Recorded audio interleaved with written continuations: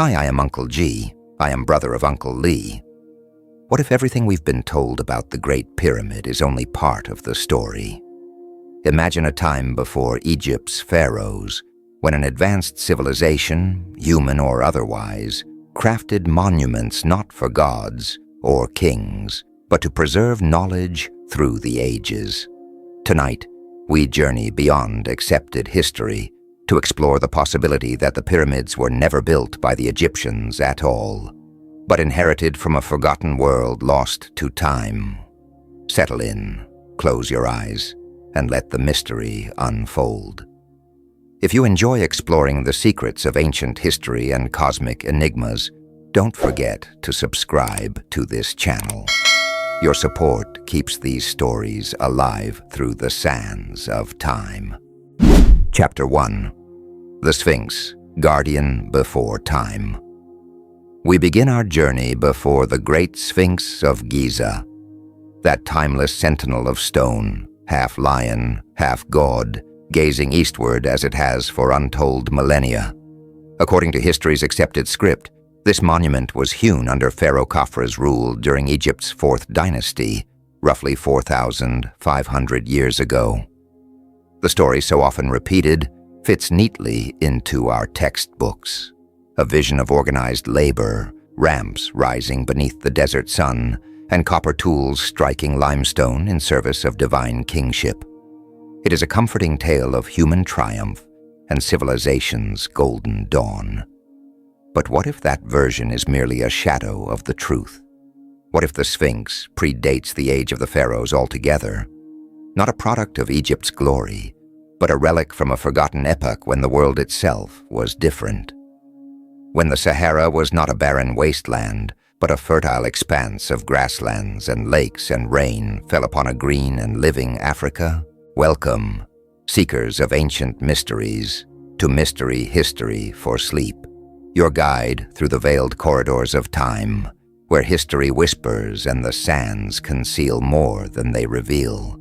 Picture the Giza Plateau, not as an arid sea of dust and stone, but as a vibrant landscape.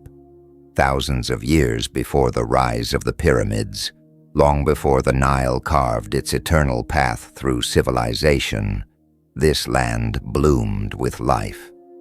The so-called African humid period, between 7,000 and 4,000 BCE, transformed North Africa into a world of rivers, savannas, and rainfall. It was in this lost age, some researchers suggest, that the Sphinx might have been carved, not by Egyptians, but by a culture erased by time. In the early 1990s, a geologist named Dr. Robert Schoch stood before the Sphinx and noticed something that Egyptologists had overlooked for centuries. Unlike them, he was not trained to preserve tradition, but to interpret the language of stone itself. What he saw on the Sphinx's enclosure walls were not the sharp, horizontal grooves typical of wind and sand erosion, but deep vertical channels and rounded edges, the signature of flowing water. These were not the marks of brief desert storms, but of prolonged torrential rainfall, the kind that occurs only when a land knows true wet seasons. To Schoch, the conclusion was unmistakable. The Sphinx had endured heavy rains thousands of years before Egypt's arid age began. If true, it meant the monument's origins might date back to a time when Egypt was still green, perhaps 9,000 or even 10,000 years ago, centuries before the unification of the kingdoms under Narmer, before the hieroglyphs that recorded human kingship even existed. Such a revelation shakes the very foundation of conventional Egyptology. It suggests that the Sphinx, one of humanity's greatest monuments, could have been carved by a civilization lost to memory, a culture whose existence predates history itself. The question that echoes through the ages is simple yet staggering. Who built it, and why did their legacy vanish? Traditional scholarship attributes the monument to Khafre, based largely on a fragmentary statue found near the Sphinx. and the assumption that its face resembles his own. Yet no inscription, no royal cartouche, no contemporary text directly links Khafra to the creation of the Sphinx. The evidence is circumstantial, a conclusion built on proximity rather than proof. And the more one examines it, the weaker that link becomes. Consider the limestone temples beside the Sphinx. They were constructed using blocks quarried from the very pit that freed the Sphinx from the bedrock. Yet unlike the Sphinx's weathered walls, these temple stones show no signs of deep water erosion. Their sharp edges and smooth surfaces suggest they were built later, using the Sphinx's quarried stone long after the monument itself had stood exposed to ancient rains. It is as though the pharaohs arrived, found the Sphinx already there, and claimed it as their own. Now imagine the enormity of such a feat. The Sphinx, carved directly from the living rock, required removing over 1,000 tons of limestone. The builders would have needed advanced surveying, planning, and tool-making skills, a mastery of engineering far beyond what we attribute to early dynastic Egypt. And yet the monument carries no signature, no boast, no royal proclamation. For a civilization obsessed with names and divine lineage, such silence is deafening. Every other colossal monument in Egypt proclaims ownership. I built this. I am eternal. But the Sphinx says nothing. It watches. It endures. Its alignment with the sunrise at the spring and autumn equinoxes hints at astronomical intent, perhaps a cosmic message from a people whose knowledge we can only guess at. If the Sphinx truly predates the pharaohs, then our understanding of human civilization must be rewritten. It suggests that organized societies with advanced skills existed thousands of years before we believed possible. Civilizations capable of monumental art, of celestial observation, and of symbolic creation. The Sphinx may not merely guard the pyramids. It may guard the memory of an age before Egypt, when mankind first began to dream in stone. The conventional timeline of human civilization paints a simple picture. Monumental architecture begins with the dawn of Egypt's Old Kingdom around 3100 BCE. But what if that's only part of the story? If the Great Sphinx truly dates back 7,000 or even 10,000 years, it would belong not to history, but to prehistory, a time we've long imagined as primitive, when humans supposedly hunted and gathered rather than carved mountains of stone. Such a revelation wouldn't just shift a few dates. It would rewrite the entire chronicle of our origins. Could an advanced civilization have thrived long before the Egyptians, their memory erased by catastrophe and time? A people who understood geometry, astronomy, and engineering far beyond what our textbooks admit. The idea may sound like fantasy, yet evidence from across the world hints that our ancestors were capable of wonders long before recorded history began. Take Göbekli Tepe in modern-day Turkey, a temple complex built around 12,000 years ago, long before writing or agriculture took hold. Towering T-shaped pillars weighing up to 20 tons stand in deliberate alignments, carved with images of foxes, scorpions, and vultures.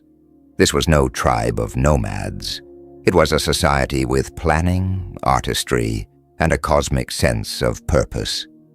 Thousands of miles away, off the coast of Japan, lies Yonaguni, a submerged stone structure with terraces and angular formations that some believe to be the remains of an ancient city, now buried beneath the waves since the last ice age ended.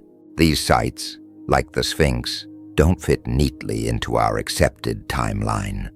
They suggest a pattern, that humanity once possessed a level of knowledge and sophistication that later vanished. Whether lost to rising seas, climate upheaval, or internal collapse, their legacy lingers only in ruins and myth. And perhaps the most enduring of those myths is Atlantis, the island civilization described by Plato, said to have vanished in a single day and night of misfortune. According to his account, Atlantis existed roughly 9,000 years before his time, placing it within the same window as the speculated age of the Sphinx. Could there be truth behind the legend? Could the Sphinx be a remnant of that lost world, a sentinel left to guard a secret civilization's memory? As the African humid period drew to a close around 4000 BCE, the once lush Sahara began its transformation into desert. Lakes vanished, rains ceased, and people migrated toward the Nile Valley, where Egyptian civilization would eventually bloom. If the Sphinx predates this shift, it may have stood as a farewell, a final act of artistry by a people who knew their world was dying. Perhaps they carved it not merely as a monument, but as a warning or remembrance. Yet the most haunting mystery of all lies in silence. The ancient Egyptians, meticulous chroniclers of their triumphs, inscribed every temple, tomb, and statue with names, prayers, and boasts of divine favor. But the Sphinx stands nameless. No inscription claims its creation. No hieroglyph praises its builder. That absence feels intentional, as though someone wished to erase not just the maker's identity, but the memory of their civilization itself. Some researchers suggest this anonymity holds a deeper significance. The Sphinx might have been repurposed by later dynasties, adopted, not built, by the pharaohs. The erosion patterns, the architectural discrepancies, and the missing hieroglyphs all whisper that the monument was already ancient when Egypt was young. In the 20th century, a new wave of speculation emerged. The American mystic Edgar Cayce spoke of a hall of records buried beneath the Sphinx, a chamber said to contain the wisdom of an antediluvian civilization, perhaps even the lost Atlanteans. Decades later, scientific surveys with ground-penetrating radar detected curious voids and cavities beneath the monument. Some appeared too symmetrical to be natural. However, Egyptian authorities have largely dismissed these findings, citing natural fissures or geological anomalies. Permission to explore further has been repeatedly denied, fueling suspicion and intrigue. Why the secrecy? What lies beneath the paws of this ancient guardian that must not be disturbed? Could it be that unlocking those chambers might shatter more than stone? Perhaps the very foundations of our understanding of human history. The Sphinx is more than a monument. It's a riddle carved in limestone, a question that has waited millennia for us to ask. Who built you? Why do you watch the horizon in silence? And what truth have you been guarding all this time?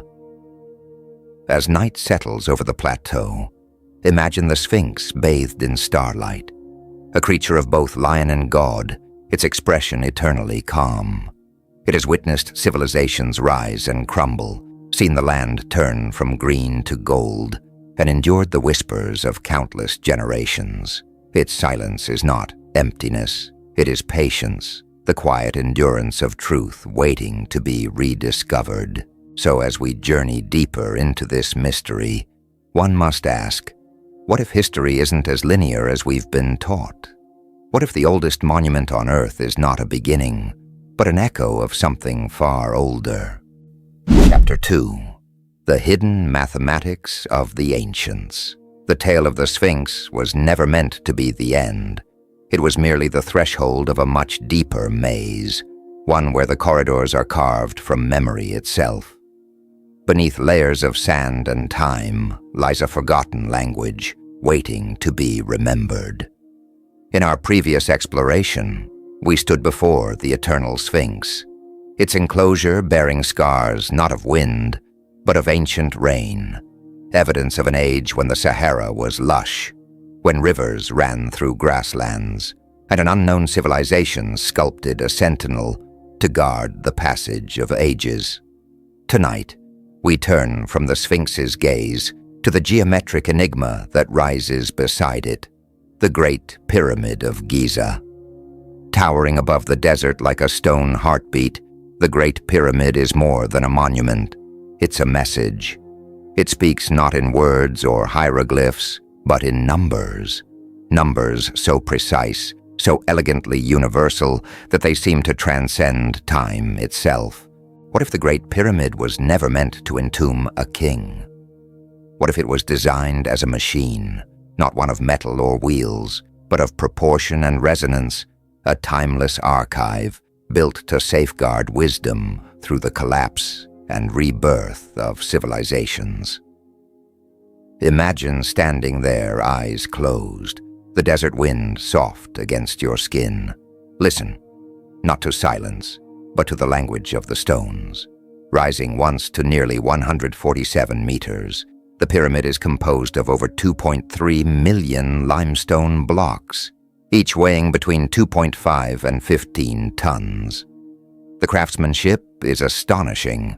Its base, stretching some 230 meters on each side, is level to within just 2 centimeters. Its orientation, a mere 0.05 degrees off from true north. Even with today's tools, lasers, GPS, computer-aided models, engineers struggled to achieve that perfection. Yet we are told this marvel was built in 2580 BCE for Pharaoh Khufu, not Khufu.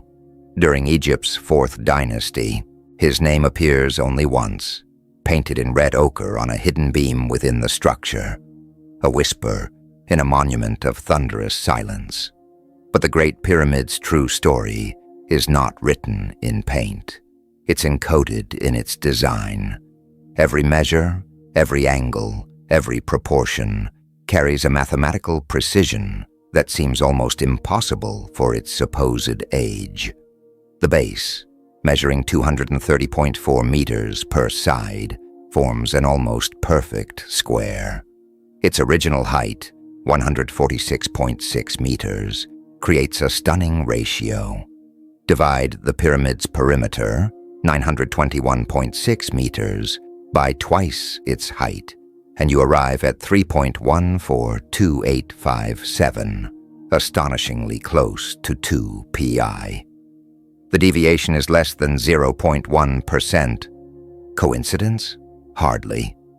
This was intentional, a deliberate embedding of the circle's eternal constant into a monument of stone. Pi, the ratio of a circle's circumference to its diameter, would not be formally defined for millennia.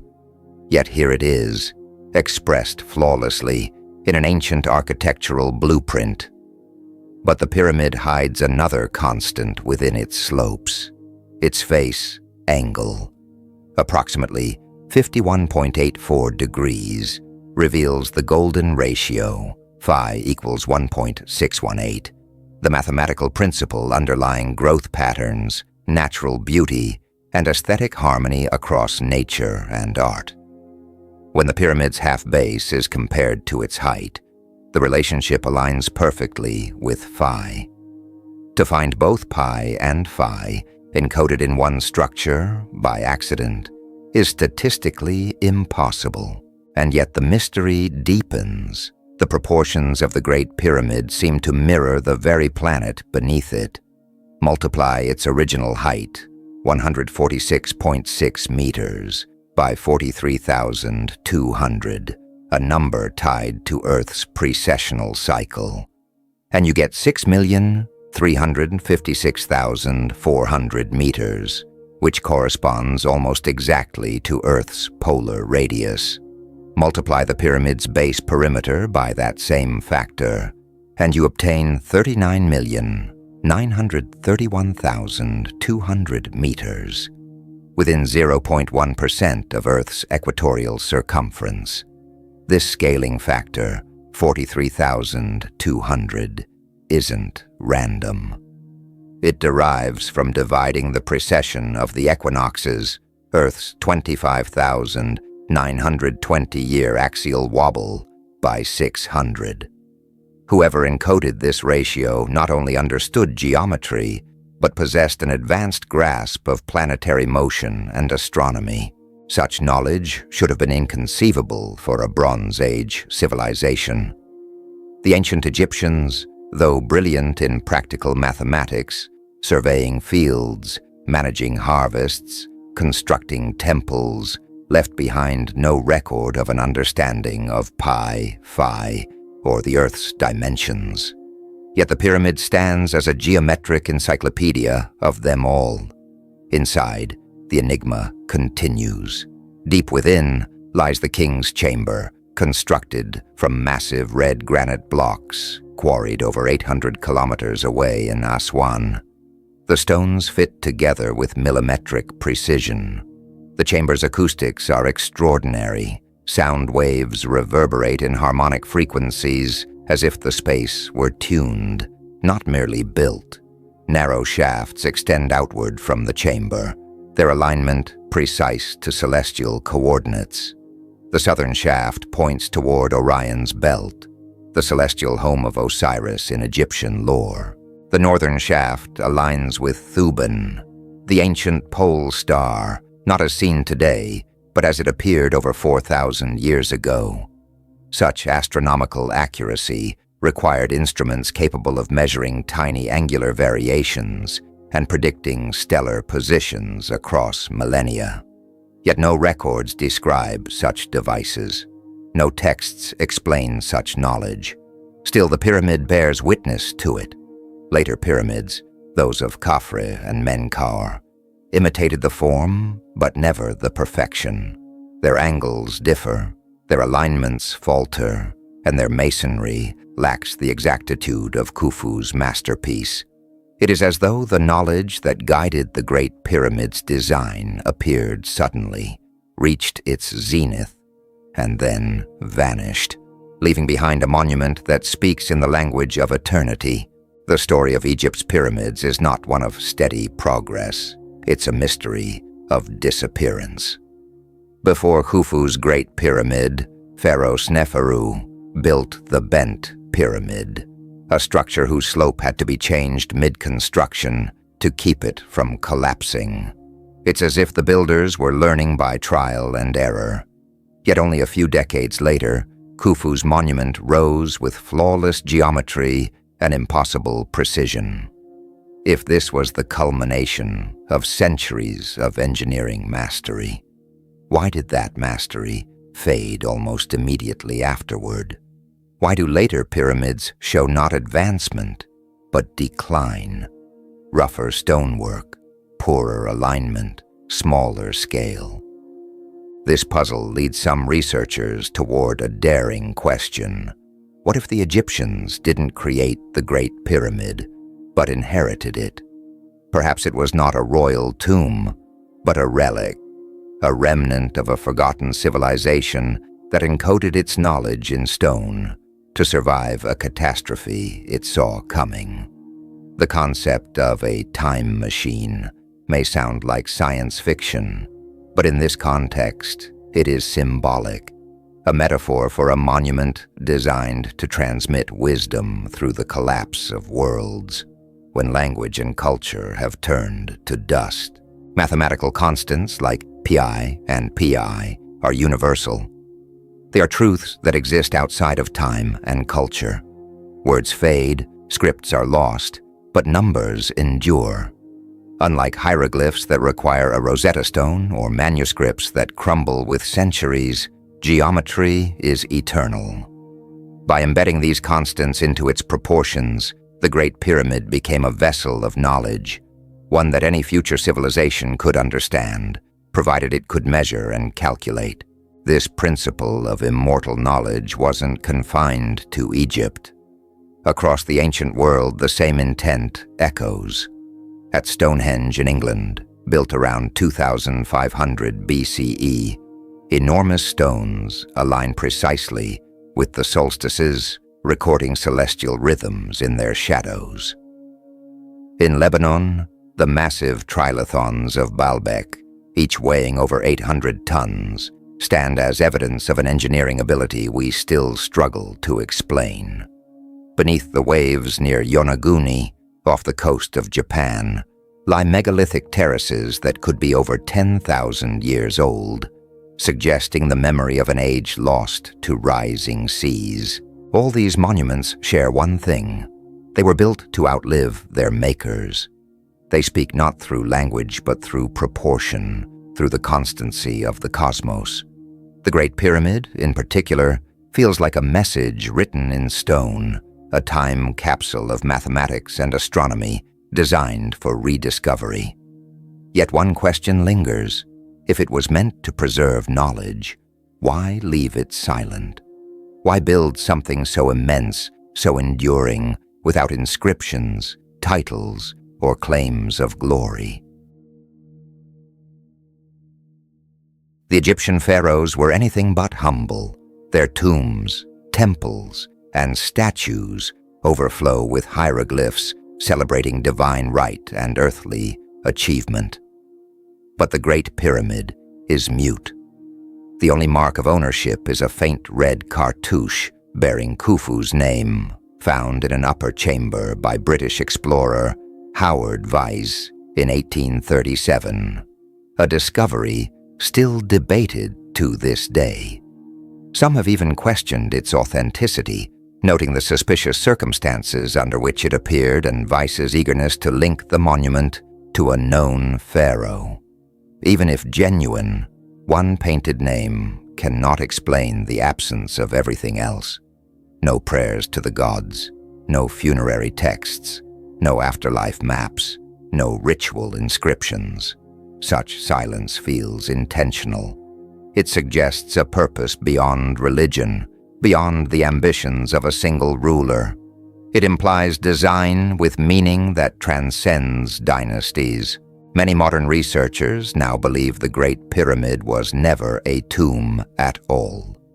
The King's Chamber, an austere granite room at the core of the structure, contains no mummy, no lid for its stone box, no offerings, nothing that fits the traditions of Egyptian burials. Its design, with precise dimensions and unique acoustic properties, hints at something entirely different.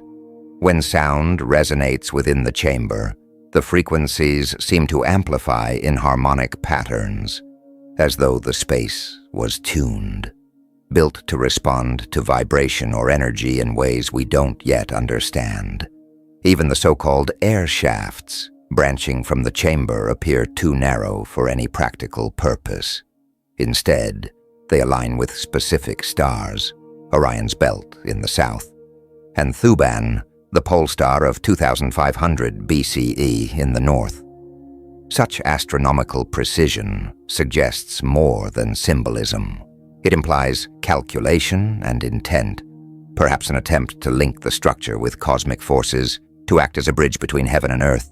And then there is a theory that ventures into even stranger territory. In the 1960s, Swiss author Erich von Däniken proposed that monuments like the Great Pyramid may have been influenced or even constructed by visitors from beyond our world.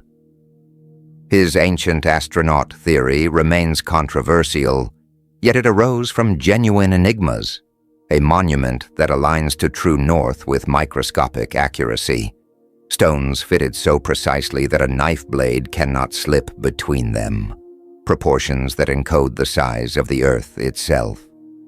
Could the Great Pyramid be a marker, a beacon left by a civilization not of this planet, or by humans who possessed knowledge now lost to time?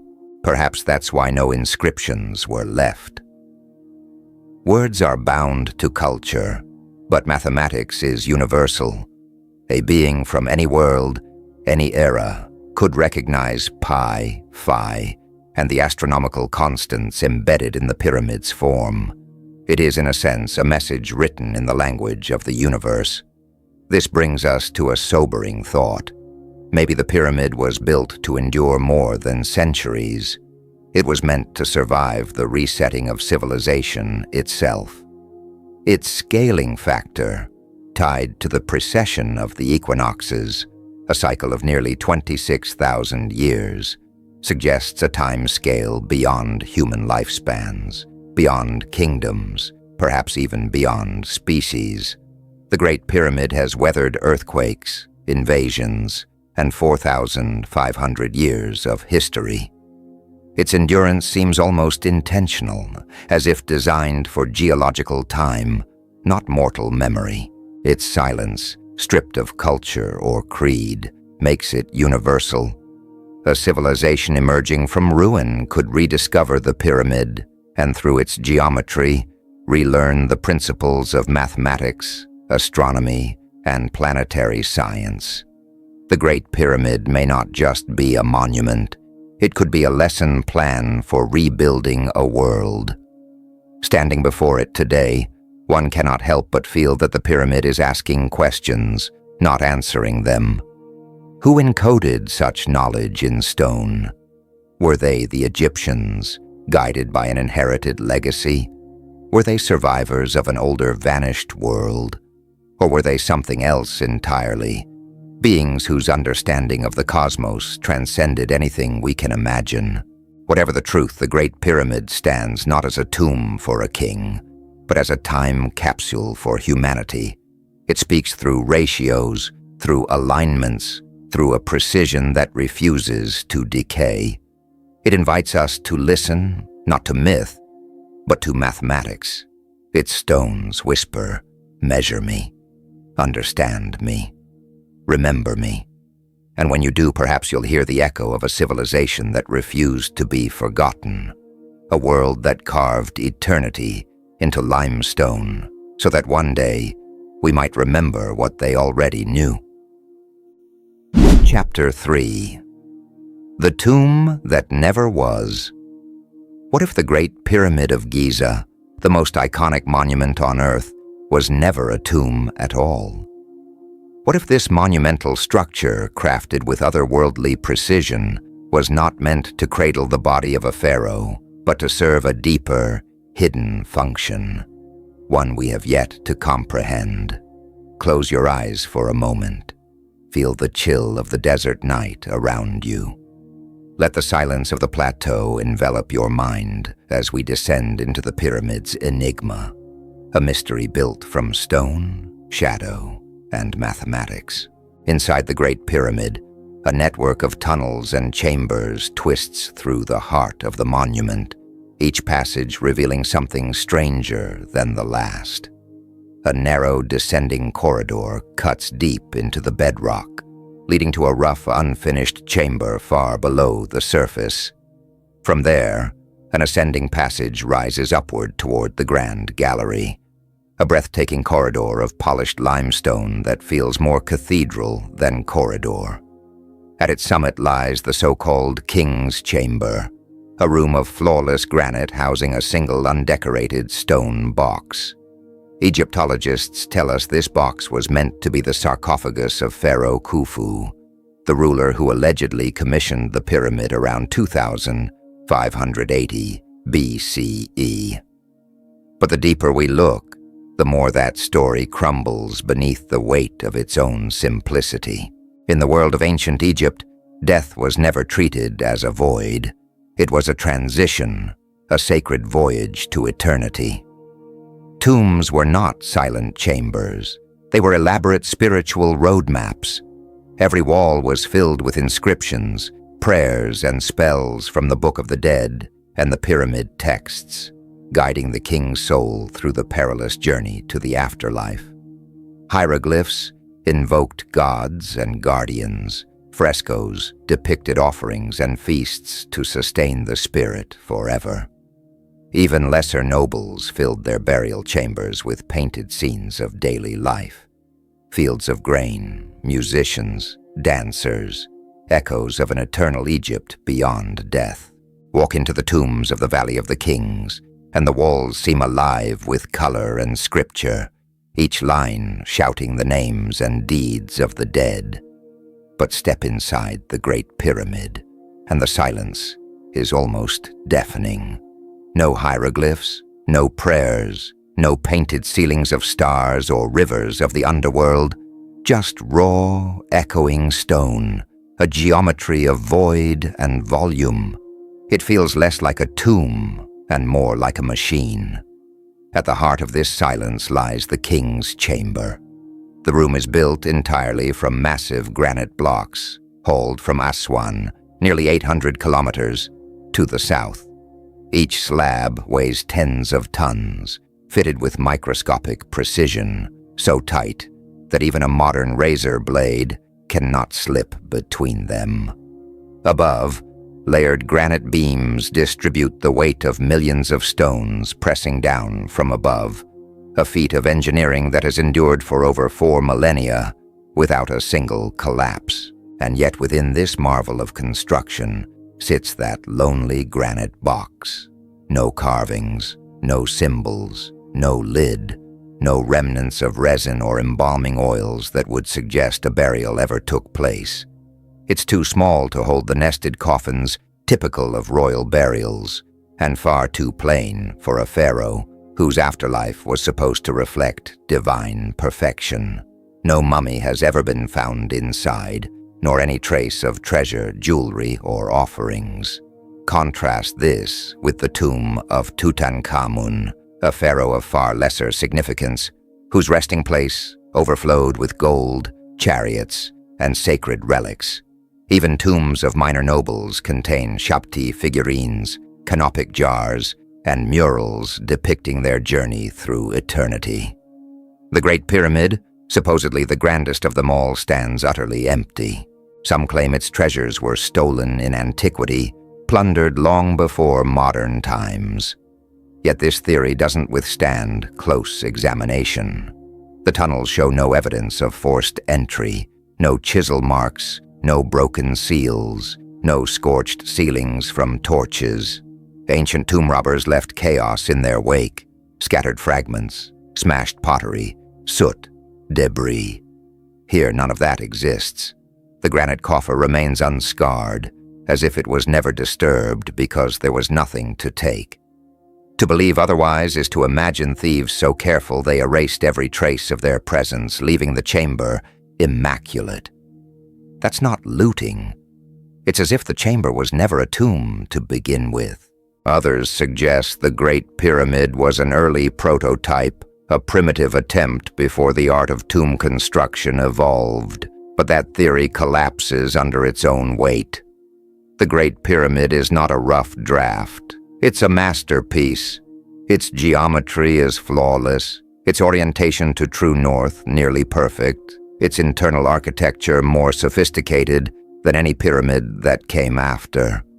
The Grand Gallery's corbelled design distributes pressure in a way later builders failed to replicate. The air shafts that extend from the king's chamber are aligned precisely with stars like Orion's belt, sacred in Egyptian cosmology as the home of Osiris, god of resurrection. In contrast, later pyramids built by Khafre and Menkaure show a clear decline.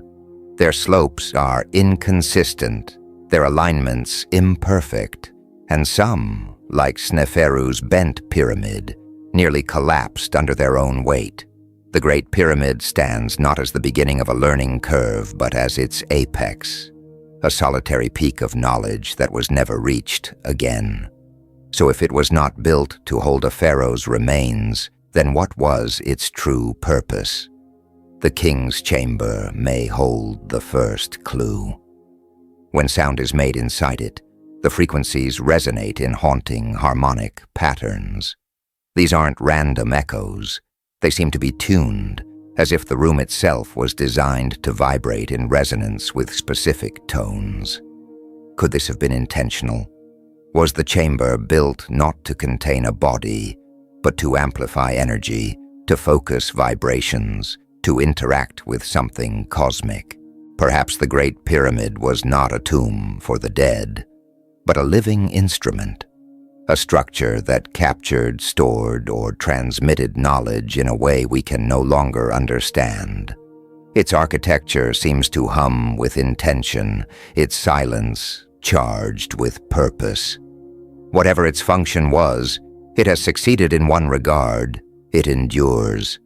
And through that endurance, it continues to speak, not in words, but in wonder. What if the Great Pyramid wasn't a tomb at all, but a resonant monument to forces we barely understand?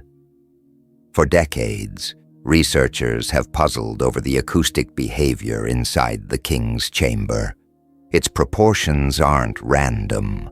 They mirror harmonic ratios that cause sound to echo and linger unnaturally, as if the room itself is humming. Some scientists suggest this space was deliberately constructed as a resonance chamber, an ancient device designed to capture and amplify sound or energy. The granite blocks, denser and more conductive than the surrounding limestone, vibrate in response to certain frequencies, almost as though the pyramid was tuned like a vast musical instrument. Could it be that the builders sought to harness more than stone, to interact with forces beyond the physical realm, vibrational, cosmic, or even spiritual energies? The pyramid's celestial precision deepens the mystery. The so-called air shafts, too narrow for ventilation, align perfectly with key stars, Orion's belt to the south, and what was once the pole star, Thuban, to the north. Around 2450 BCE, these stars held immense symbolic and astronomical significance. Such accuracy implies a mastery of celestial mechanics, an understanding of Earth's orientation and magnetic field that far exceeded the documented astronomy of that era. Some scholars have proposed that the pyramid might have functioned as a grand observatory, a monument connecting human life to cosmic order. Yet why raise such a colossal structure simply to observe the heavens? That question has inspired far bolder theories. What if the Great Pyramid wasn't a temple or a tomb, but a machine, an instrument of energy made not from metal, but from intention and stone?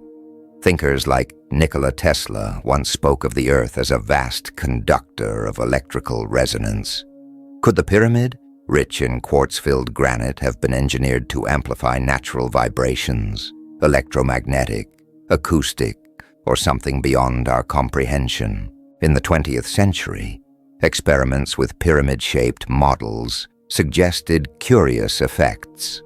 Organic material preserved longer, blades remained sharper, and minor electromagnetic anomalies were recorded.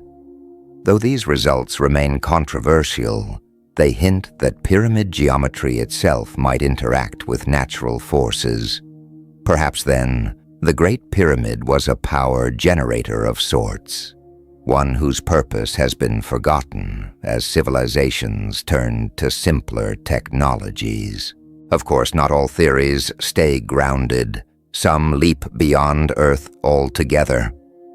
In his provocative book, Chariots of the Gods, Erich von Däniken proposed that extraterrestrial visitors might have guided the ancient Egyptians, imparting their knowledge of mathematics, engineering, and astronomy.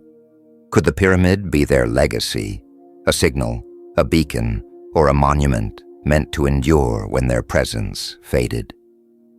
While mainstream scholars reject such claims, the enigma of the pyramid's design, its silence, precision, and isolation from cultural precedent, continues to stir imagination.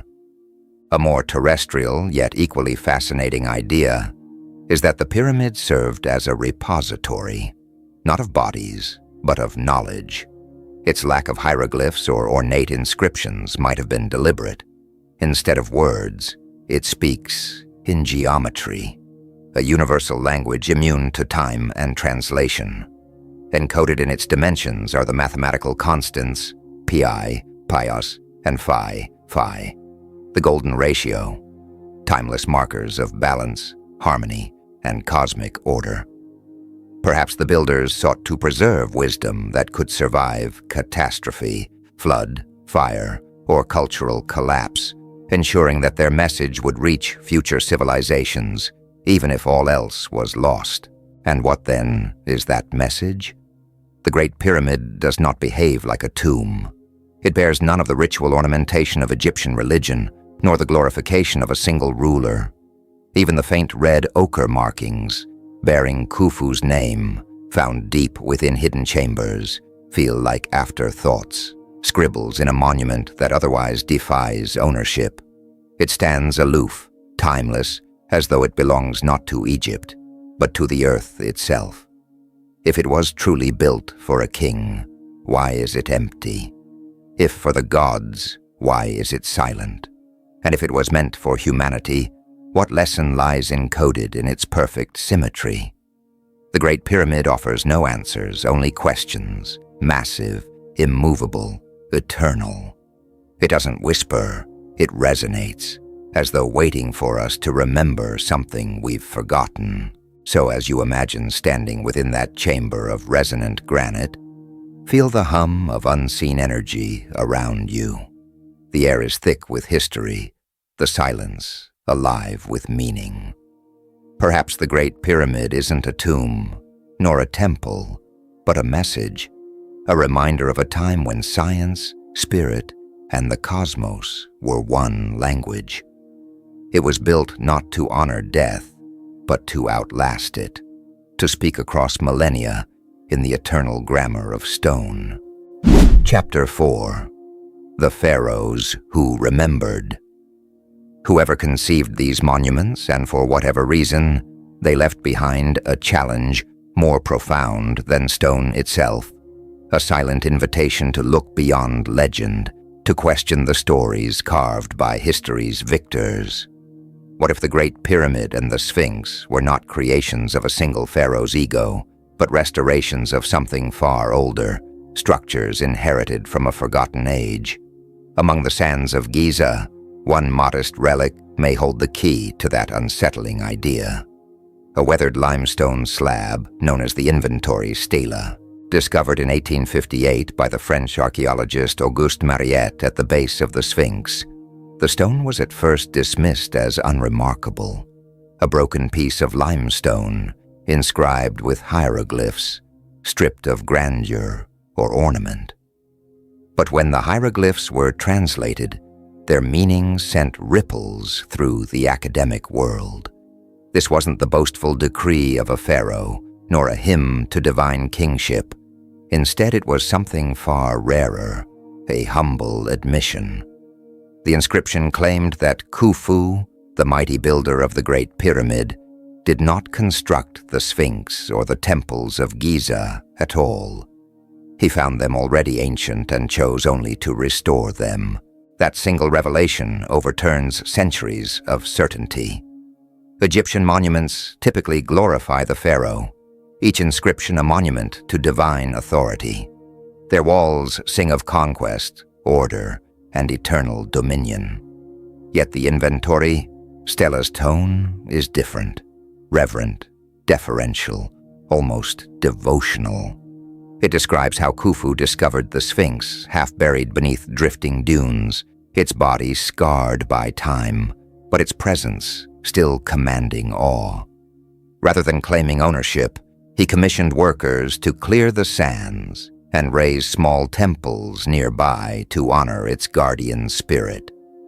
The text even names Isis, goddess of magic and rebirth, as mistress of the pyramid, a phrase suggesting that the monument predated Khufu and was already tied to divine worship long before his reign.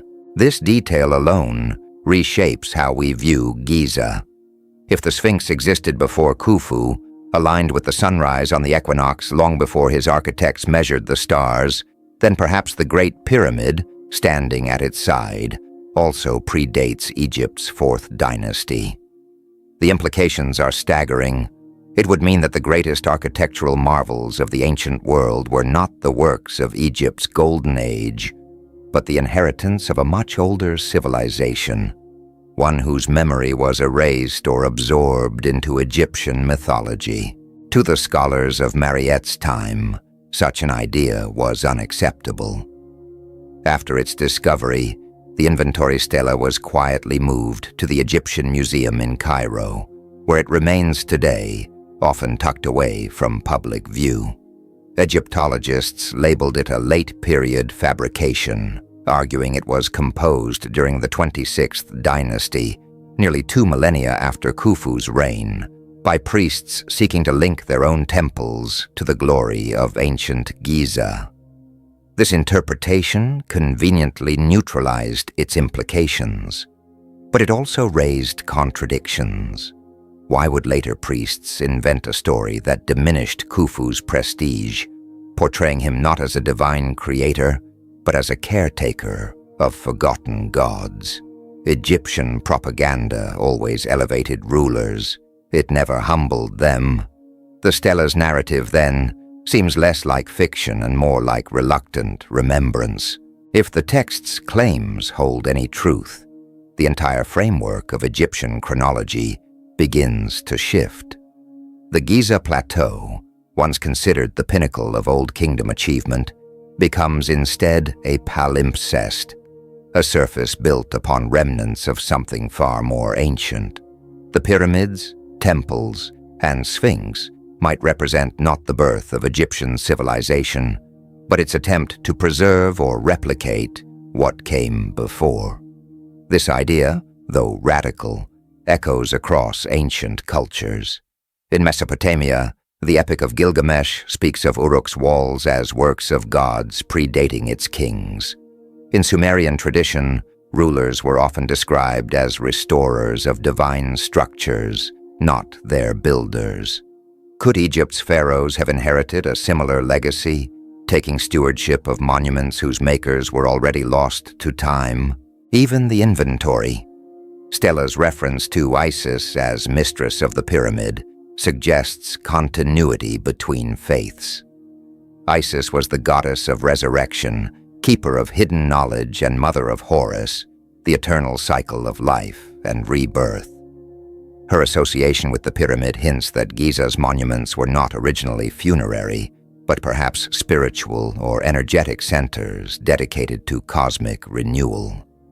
If Khufu truly honored her as the guardian of a sacred relic, then perhaps his so-called tomb was never a tomb at all, but a reconstruction of something older, a vessel of ancient power reborn under his rule. So why suppress such a story? The answer may lie in the fragility of accepted history. The academic establishment, built on carefully measured timelines, resists upheaval. To admit that the Sphinx or pyramid could predate Egypt's known dynasties would unravel the chronological order of ancient civilization itself. It would force historians to acknowledge that humanity's understanding of its own past is incomplete, that a chapter has been erased. The deliberate marginalization of the inventory stela then begins to feel less like scholarly prudence and more like a quiet act of preservation, not of truth, but of orthodoxy. Whether written in Khufu's time or centuries later, the stela whispers a haunting message. The pharaohs may have remembered more than they revealed. They may have ruled over a land already ancient when they were born, walking among the ruins of a world whose science, architecture, and faith have slipped beyond our reach. The sands of Giza did not simply bury history. They buried a memory so immense that even the gods of Egypt bowed before it. Isis, the goddess of magic, creation, and eternal mystery, was rarely tied to a single place or monument. Yet her presence on the inventory stela binds her to the pyramid, suggesting that its meaning stretched far beyond Khufu's lifetime. The connection hints at something older, something inherited rather than created, a wisdom that reached back into ages long forgotten. And then there is the silence. The stela itself is fractured, its edges eaten by time, but the omissions within its text feel deliberate. It speaks of Khufu's offerings and his restorations, yet says nothing of who first raised the Sphinx or when its gaze was first fixed upon the horizon. That silence is almost louder than any inscription, a deliberate act of reverence or concealment, preserving sanctity while veiling the truth. Some believe the missing fragments may once have named a civilization erased from history, a lineage of builders whose story was deliberately buried. What remains of the stela feels like a fragment of resistance, a whisper that slipped past censorship, reminding us that not everything about Giza fits the official narrative. In that whisper lies the most unsettling suggestion of all, that Khufu himself may have stood before the Sphinx not as a master, but as a pilgrim. Kneeling before relics he could neither comprehend nor claim. The Great Pyramid, the Sphinx, and the temples surrounding them may have formed part of a sacred geography older than Egypt's first dynasties, a landscape woven into the very memory of the earth. But time is patient, and even memory erodes. The monuments Khufu revered were later forgotten, swallowed once again by drifting dunes. The Sphinx, guardian of dawn, fell silent beneath layers of sand and neglect. And centuries later, another man, Prince Thutmose, son of Pharaoh Amenhotep II, would find himself in its shadow. His story, carved in red granite between the Sphinx's paws, is known as the Dream Stela, and it tells of an encounter that reshaped Egypt's destiny. It was around 1400 BCE, during the height of the 18th dynasty, a golden age of art, power, and empire. Yet even then, the Giza Plateau had faded into obscurity. The pyramids still pierced the horizon, but the Sphinx was almost gone. Only its head and chest rose above the sands, its lion's body entombed in silence. No priests tended its shrines, no rituals honored its watch. It was a relic without purpose, forgotten by the very people who claimed to have carved it centuries earlier. How could a monument so immense, so rooted in Egypt's sacred geometry, have been left to vanish beneath the desert? It was here, amid this desolation, that Thutmose, young, ambitious, and not heir to the throne, came to hunt. Weary from the heat, he sought shade beneath the Sphinx's face, half-buried and wind-worn. As he lay between its paws, lulled by the whisper of sand, sleep overtook him. What happened next would alter the course of his life, and perhaps Egypt's history. In his dream, the Sphinx spoke. It called itself Horemakhet, Horus of the horizon, a god of rebirth and celestial balance. Its voice, according to the inscription, was not thunderous but mournful. It lamented the weight of centuries, the sand choking its throat, the loss of offerings, the silence of forgotten prayers. The god's plea was simple yet profound. Free me from the desert's grasp, and in return I shall make you king of Egypt. When Thutmose awoke, he believed he had received a divine summons. He gathered men and tools, commanding that the Sphinx be cleared of its sandy shroud. Day after day, the workers dug, revealing once again the lion's massive form, the same body that had awed Khufu 1,000 years before. Offerings were made, temples were renewed. The Sphinx's cult, long extinguished, flickered back to life. Soon after, by means unexplained in the royal records, Thutmose's older brothers vanished from the line of succession. The dream had come true. He ascended the throne as Pharaoh Thutmose IV, ruling Egypt under the sign of the awakened god. To commemorate this divine encounter, he erected the Dream Stela, which still stands between the Sphinx's paws. But this monument, like the one of Khufu, carries more than royal propaganda. It carries dissonance. The upper portion of the stela is missing, its damage suspiciously clean, not the work of millennia, but of intent. Many believe that what was lost once held the Sphinx's true origin, an identity inconvenient to later rulers or priests. What remains tells of Thutmose's devotion and the god's reward, but omits the builder's name, as though history itself were edited to serve the needs of power. Egyptologists often label the Dream Stela a work of political theater, a myth crafted to justify an unlikely succession. Yet even that interpretation raises uncomfortable questions. For the story to hold power, the Sphinx had to have been forgotten. Its worship had lapsed. Its meaning had faded. Why then would Thutmose anchor his legitimacy to a monument that no one revered, unless its forgotten sanctity carried an older, deeper resonance, one that even he did not fully understand? The stela's tone only deepens the mystery. Unlike most royal inscriptions, it lacks triumph or arrogance.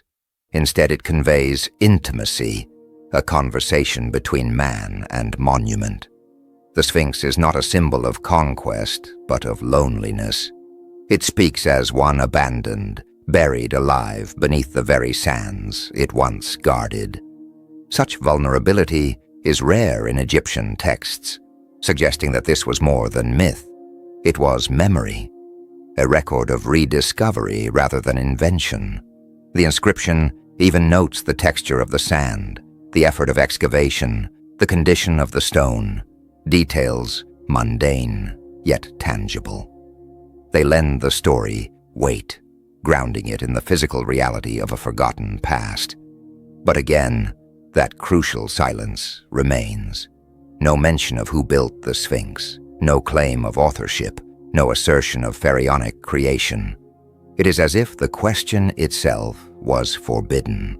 Some whisper that the missing section once contained a name not meant for human tongues, a lineage of builders who lived before the Nile's first kings, their civilization erased by flood or fire.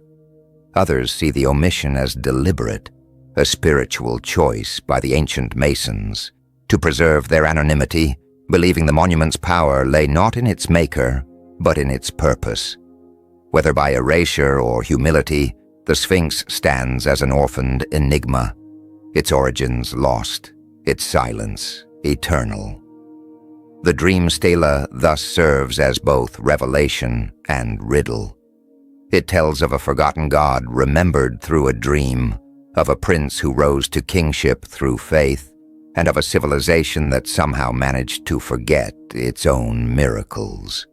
In its broken lines, one can almost hear the Sphinx itself sighing, a being that has watched humanity build, worship, and forget across the ages.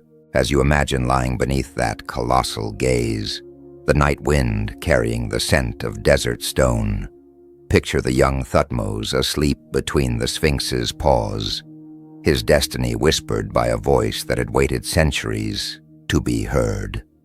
The dream stela is not merely an inscription on granite. It is a dialogue across time, reminding us that even the greatest civilizations can forget their gods, and that truth, like sand, never stays buried forever. Chapter 5. Secrets Beneath the Sands. It begins as a whisper, a god's forgotten lament, echoing across millennia. The question it stirs is both haunting and inevitable. What else have we lost to time? And who made sure we did?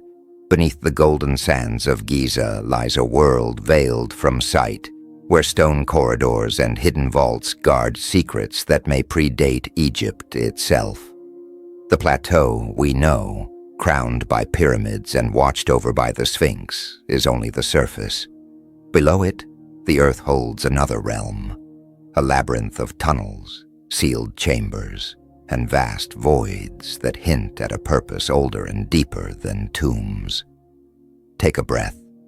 Let the desert night fall away. Imagine descending into the cool darkness beneath the plateau, where the air grows still and the weight of history presses close.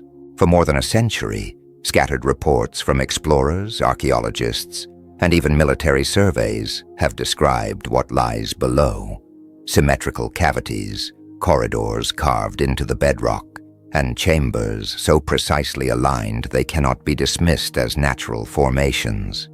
Together they paint a picture of Giza not as a burial site, but as the shell of a greater machine, one designed with purpose, then deliberately hidden. One of the most striking clues to this hidden network is the Osiris shaft, discovered near the causeway of Khafra's pyramid. From the surface, it appears as little more than a pit in the limestone.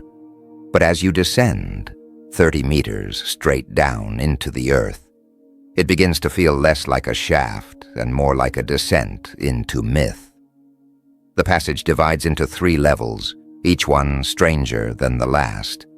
The first chamber, tight and angular, can only be reached with ropes and climbing gear. The second level is half flooded, its black waters concealing whatever rests below. For decades, explorers have peered into its depths, the reflection of their lanterns swallowed by the murk.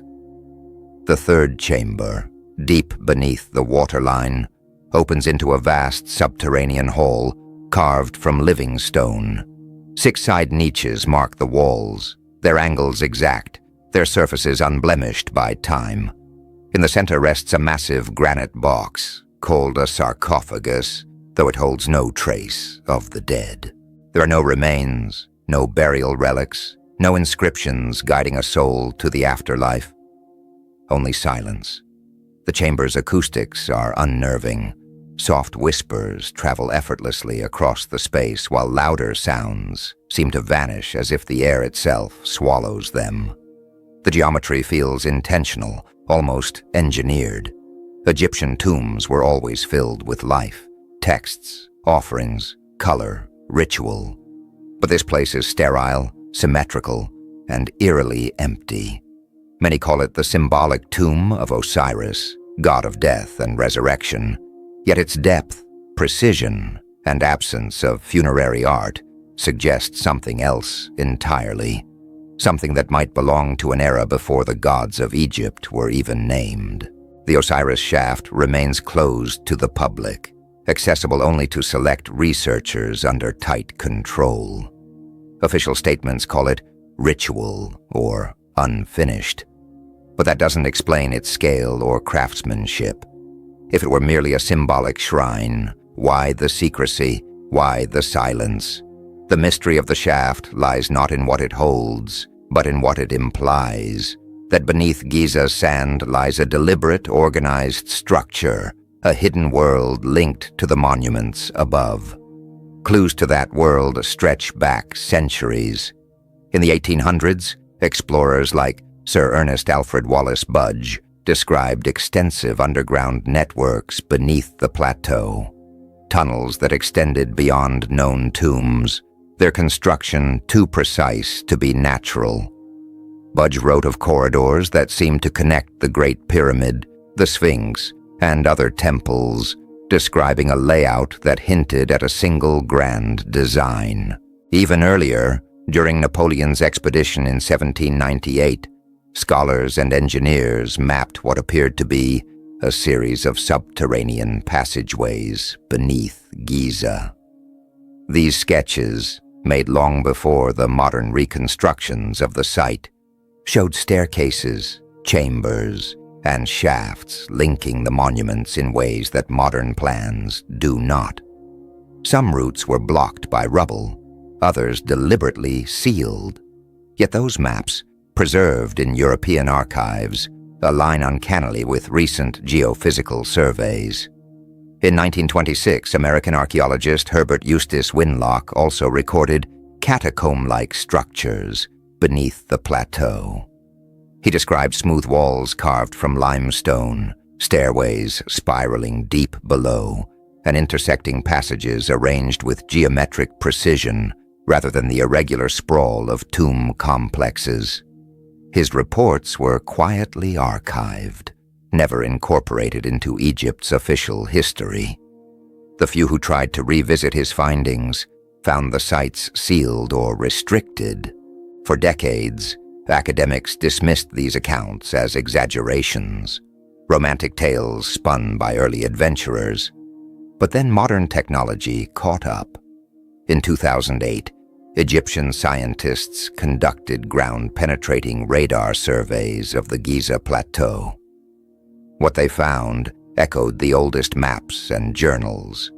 Beneath the pyramids and the Sphinx stretched a honeycomb of voids and corridors. Some matched the layouts drawn in Napoleon's era. Others were entirely new, large geometric cavities, too perfect to be the work of nature. Beneath the Sphinx, radar revealed rectangular spaces, their alignment too precise to dismiss. Under the Great Pyramid, vast voids were mapped, sealed chambers that connect to no known passage, untouched since the structure's creation. Photographs from limited excavations showed hewn steps, carved walls, and smooth arches, evidence of deliberate construction. Yet none of this appears in official statements or museum exhibits. Shortly after the findings were publicized, the Supreme Council of Antiquities abruptly halted the investigations. The official verdict: there is nothing there. No further explanation was offered. The images, maps, and radar data vanished into silence. Access was revoked and the entrances sealed once again. But the desert remembers. Every grain of sand whispers of something older than dynasties, something designed, concealed, and waiting. The stories of explorers across centuries, the radar echoes beneath the bedrock, the forgotten maps, all point toward the same conclusion. The world beneath Giza is not empty, it's hidden. And perhaps it was meant to stay that way. As the night deepens, imagine standing before the Sphinx once more. Beneath your feet, a labyrinth breathes in darkness, corridors carved with purpose, chambers echoing with forgotten resonance. The monuments above may be Egypt's face, but its soul lies buried below, guarded by silence and sand. Journalists who dared to question the official silence were met with firm denials. Excavations that had once revealed tunnels and chambers beneath the plateau were quickly sealed off, their existence erased from reports and public memory. This was not the first time such a thing had happened. In the 1930s, workers excavating near the Sphinx uncovered what appeared to be a man-made chamber beneath its massive paws. They described carefully shaped walls and smooth-cut stone, unmistakably the work of human hands. But before the find could be properly studied, the site was filled in, the passage buried, and no formal record ever published. Decades later, radar imaging confirmed a hollow space in precisely the same location, proof that the workers' claims were not fanciful. Yet once again, researchers seeking to investigate were turned away. Officials insisted there was nothing beneath Giza worth examining. But when photographs, scans, and maps all document structures, and those same structures are then dismissed as meaningless, the act ceases to be archaeology. It becomes erasure. Why this secrecy? Why the persistent denial of evidence that seems to point toward a far greater mystery? What could be hidden beneath Giza that warrants such concealment? Some believe the subterranean network was never intended for burial at all, but as a foundation laid long before the pyramids themselves were raised. The precision of the Osiris shaft, the geometric perfection of the radar-mapped voids, and the methodical craftsmanship of buried tunnels all suggest an engineered purpose, one that may have transcended ritual or ceremony. Speculation abounds. Perhaps these chambers were designed for sound, constructed to resonate at specific frequencies, much like the ancient hypogeium of Halsaflieni in Malta, where low tones can induce altered states of consciousness. Others propose that the tunnels were repositories not of wealth, but of wisdom, a hidden archive of knowledge preserved through cataclysm, echoing legend of the Hall of Records, described by Edgar Cayce, said to contain the story of an older world lost to time. But the most unsettling possibility is also the simplest, that these chambers predate Egypt's known civilization entirely. If the Sphinx shows signs of water erosion, dating back thousands of years before the pharaohs, Could these subterranean structures belong to that same forgotten epoch? Were they carved by a culture that foresaw disaster and sought to leave something behind, a warning or a legacy? Some of the stonework beneath Giza bears marks inconsistent with known Egyptian techniques. The angles are too precise, the surfaces too smooth, and the cutting methods remain unexplained. The waterlogged second level of the Osiris shaft, still preserved under the desert's groundwater, may hold artifacts untouched for millennia, yet it remains off-limits. The silence surrounding it feels intentional, as though these discoveries might destabilize the accepted story of humanity's past. If Giza truly rests atop an older foundation, one built by a civilization now erased from memory, then the history we've been taught is incomplete. It would mean the Egyptians inherited much of what they are credited with creating. Such an idea challenges powerful institutions and established timelines. And perhaps that is why the evidence is buried, literally and politically. The pattern repeats throughout history. Texts vanish in fires, inscriptions crumble in earthquakes, and new finds are quietly forgotten under official decree. But maybe it isn't the tunnels themselves that pose a threat. Maybe it's what they symbolize, the possibility that we are not the first advanced civilization to walk this earth. Imagine yourself descending once more into the Osiris shaft. The stone is cool beneath your fingertips, the air heavy and damp, vibrating faintly with echoes of the unseen. These chambers are not merely hollow spaces. They are questions carved into the living rock, whispering of a time before kings, before gods, before history itself began. Beneath Giza lies a labyrinth of memory, waiting for someone brave enough to enter and listen.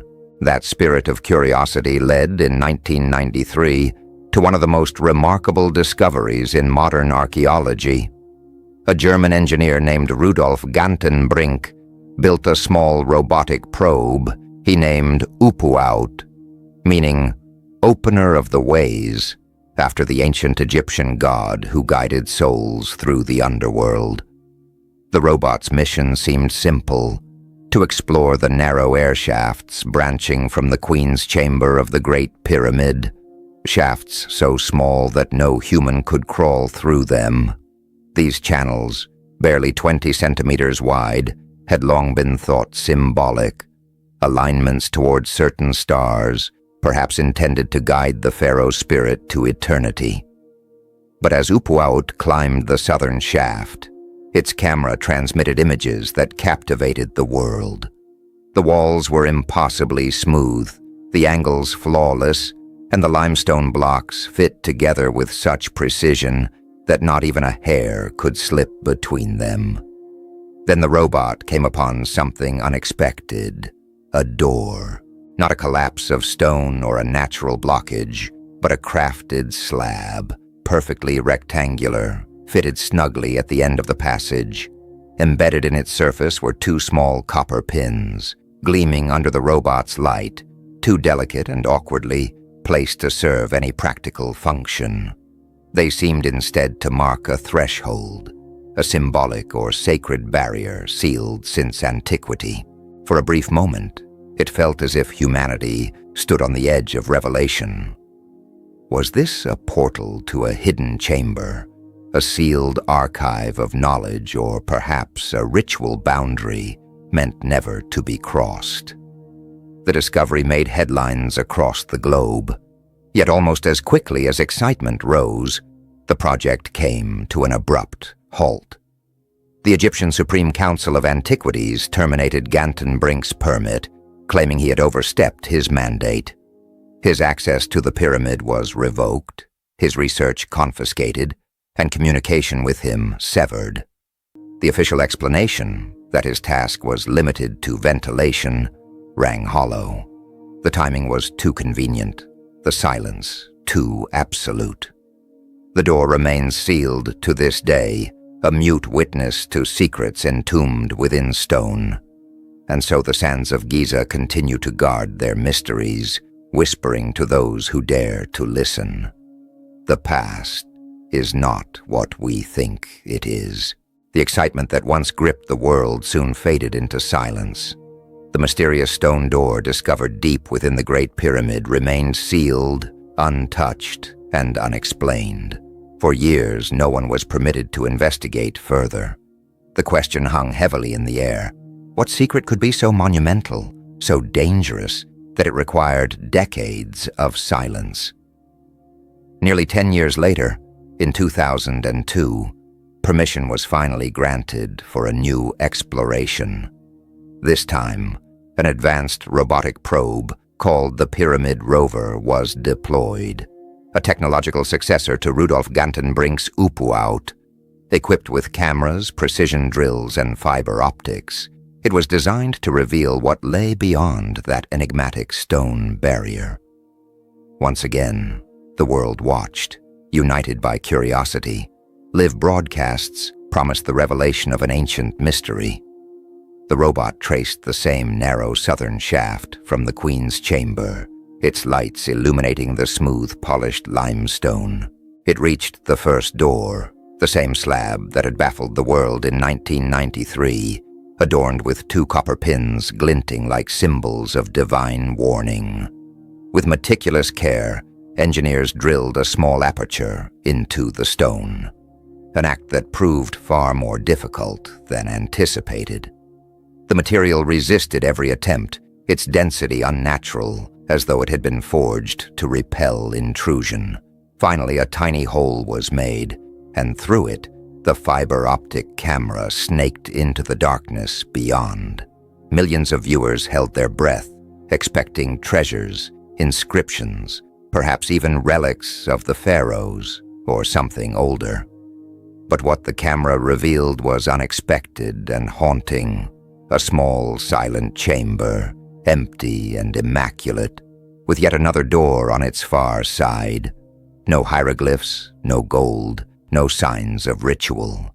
Just precision, geometry, and another sealed mystery.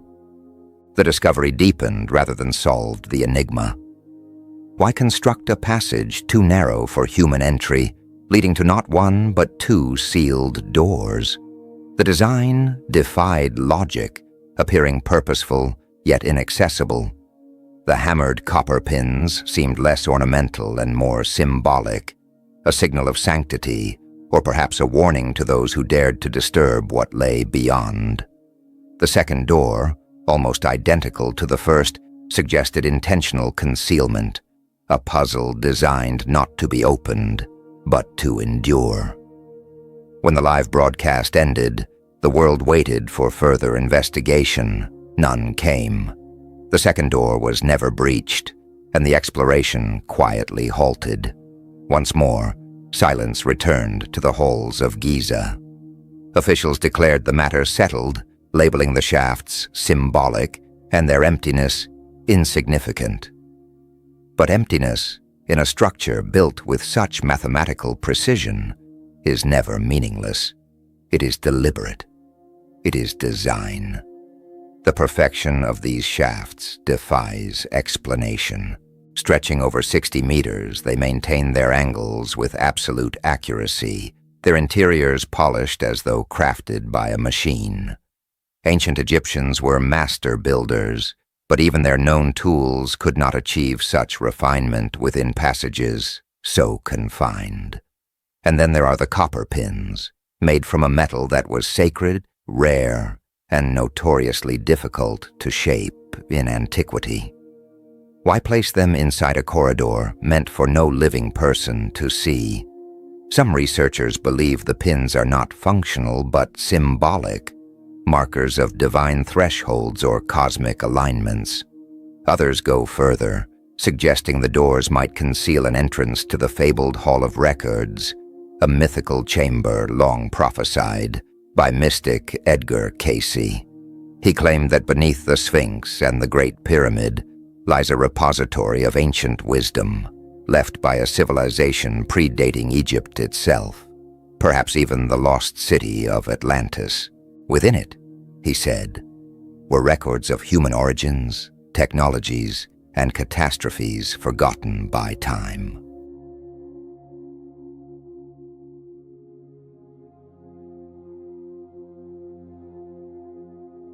Curiously, radar imaging beneath the Sphinx, conducted in the 1980s and early 2000s, revealed voids and symmetrical cavities, structures that mirror those beneath the pyramids.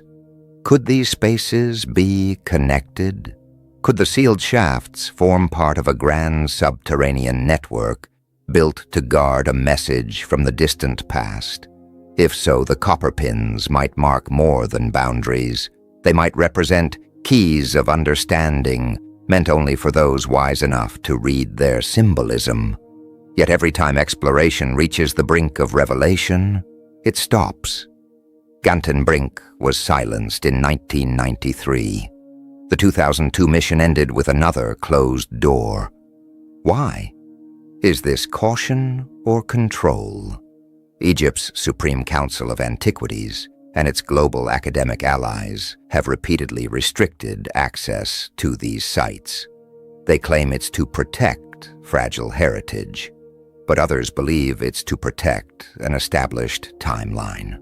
Because if the evidence points to an advanced civilization predating Egypt, everything we know about history would need rewriting.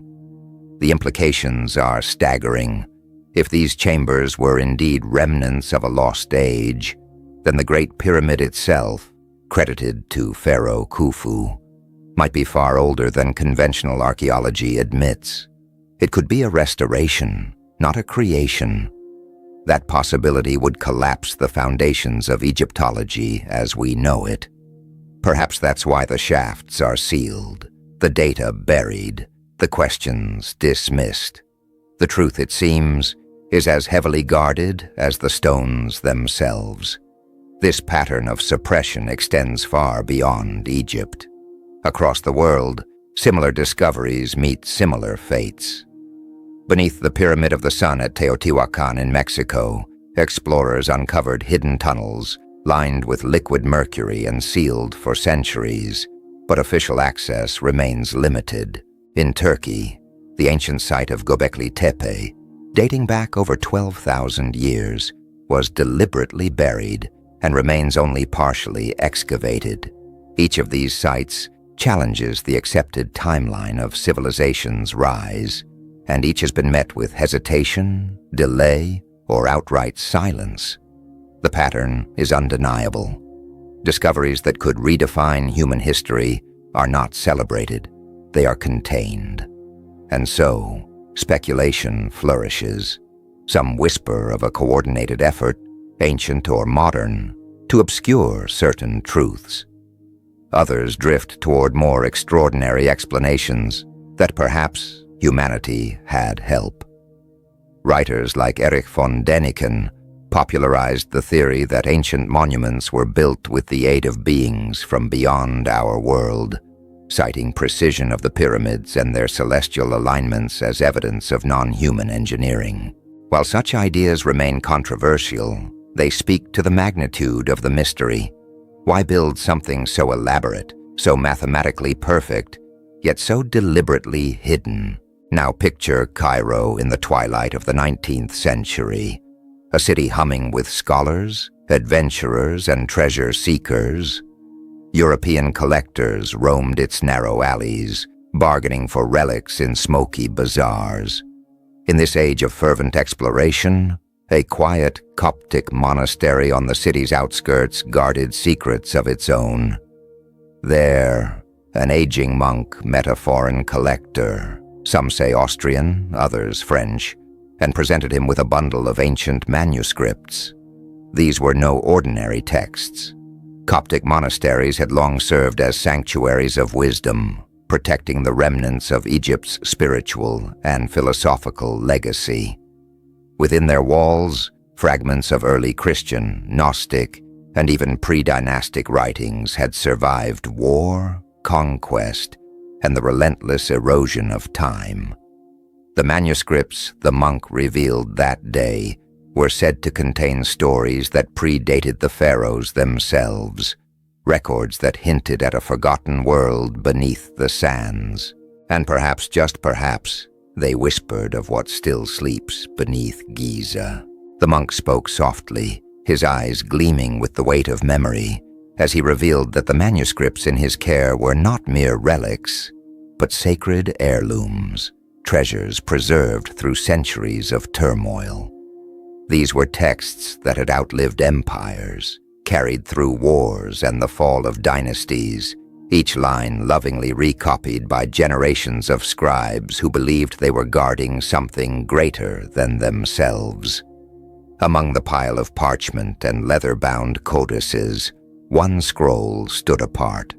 It was written in Sahidic Coptic, a dialect of Egypt's early Christian period, yet beneath its familiar phrases lay remnants of an even older tongue, words and symbols the monk himself could not decipher. They hinted at something primordial, older than any known Egyptian script. When the foreign collector asked what the scroll contained, the monk's response was both captivating and cryptic. He claimed it spoke of an age before the Nile flowed in its present course, before the river bent northward, before the delta even existed. It described 3 colossal beacons of stone, not called pyramids, but aligned monuments, structures built not as tombs, but as repositories of knowledge, vaults of memory, meant to outlast both time and catastrophe. These were said to have been raised in an epoch before words, when the river itself did not yet know its path. The collector was enthralled. This wasn't a tale of kings or gods. It was a glimpse into a forgotten chapter of the human story, one that predated civilization as we know it. He purchased the scroll and transported it to Europe, where scholars eagerly awaited such mysteries. Orientalists and linguists across universities were ready to pore over its Coptic verses to trace its ancient undertones. Museums saw it as a key, perhaps a Rosetta Stone to a civilization erased by millennia. If the scroll truly spoke of the pyramids as beacons guarding collective memory, rather than royal tombs, it could have redefined Egyptian chronology and shaken the very foundation of human history. But before its meaning could be fully unlocked, disaster struck. Accounts of what happened next are maddeningly inconsistent. Some say the collector's study caught fire, consuming his manuscripts within minutes. Others claim the scroll had already been sent to a European archive, possibly in Vienna or Lyon, where a mysterious blaze reduced it to ash. There are no photographs, no sketches, no transcriptions. The entire record vanished overnight, save for a single letter recounting the monk's enigmatic words. It was a loss too complete, too convenient, to be dismissed as coincidence. During the 19th century, scholars were well aware of how fragile ancient manuscripts were. Important finds were routinely copied, summarized, or etched before storage. The Nag Hammadi library survived because of such diligence. Yet this particular scroll, which might have rewritten the story of the pyramids, was never duplicated. The timing of its disappearance raised eyebrows even among contemporary historians. The lone letter referencing the scroll gave little away, merely repeating the monk's phrase, "Before the Nile changed." It was as if the world had been permitted only a whisper of what the text once said. Predictably, academic circles dismissed the story. Many claimed it was another 19th century forgery, a product of the booming trade in fake relics that targeted naive European collectors. Others labeled it a late Gnostic allegory, a poetic myth rather than historical record. Yet those explanations seemed more like containment than truth. If it were a fraud, why was it destroyed before experts could examine it? Why was the collector's archive erased so thoroughly? Such precision in erasure feels more like intent than chance. This pattern isn't unique. Throughout history, texts that threaten accepted narratives have an uncanny habit of vanishing. In the 1700s, a French expedition near Aswan reportedly found an inscription listing kings who ruled before Menes, Egypt's so-called first pharaoh. Soon after, the wall collapsed during an earthquake, and the site was never re-excavated.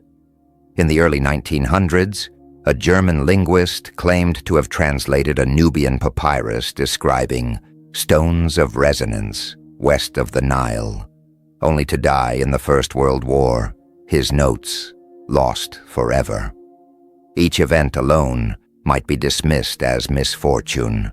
Together they form a troubling pattern, knowledge erased just before it can be confirmed. The story of the Coptic scroll fits seamlessly into this mosaic of silence. It wasn't time or decay that claimed it. It was destruction, deliberate or otherwise. Arriving at the exact moment the scroll could have altered our understanding of history. The implications are staggering. The monk's words, "before the Nile changed," correlate with geological data showing the river's course shifted thousands of years ago, its delta forming around 4000 BCE. If the scroll's claims placed the pyramids before this change, then their builders belonged to an era lost to history, a prehistoric civilization that possessed profound knowledge of the earth and stars. This notion aligns eerily with other evidence long dismissed by mainstream archaeology. The Sphinx's weathering suggesting rainfall thousands of years before dynastic Egypt. The pyramid's near-perfect alignment with cardinal directions, its mathematical correspondence to Earth's curvature and planetary cycles. Could these structures truly be remnants of an earlier world, one wiped clean by catastrophe and remembered only through myth? If so, the destruction of the scroll wasn't an accident. It was an act of preservation, not of truth, but of control. To acknowledge that Egypt's greatest monuments were inherited rather than invented would unravel the established timeline of civilization.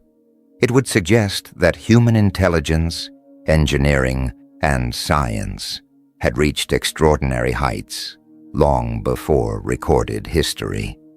And for those who built their careers and institutions on the conventional narrative, that truth might have been too dangerous to let live. Chapter 6. The Conspiracy of Silence. Not for the sake of national security, but for the preservation of a story about who we are and where we came from. As you drift toward the edge of sleep, imagine holding that ancient scroll, its surface brittle, its ink nearly faded. You can almost feel history trembling beneath your fingertips. The words, barely legible, speak of a world before language, before kings, before the Nile carved its path through the desert. The Coptic scroll itself is gone, reduced to ash and rumor, yet its absence roars louder than any surviving relic. It stands as a haunting reminder that some truths are too immense to contain, too delicate to survive either the passage of time or the deliberate flames of human intent. The scroll may have perished, but its echo persists. A whisper of an age when the pyramids stood as silent witnesses to a forgotten civilization long before dynasties rose and fell. The Giza Plateau, as we know it, is celebrated as a triumph of ancient engineering, a monument to the genius of Egypt's fourth dynasty.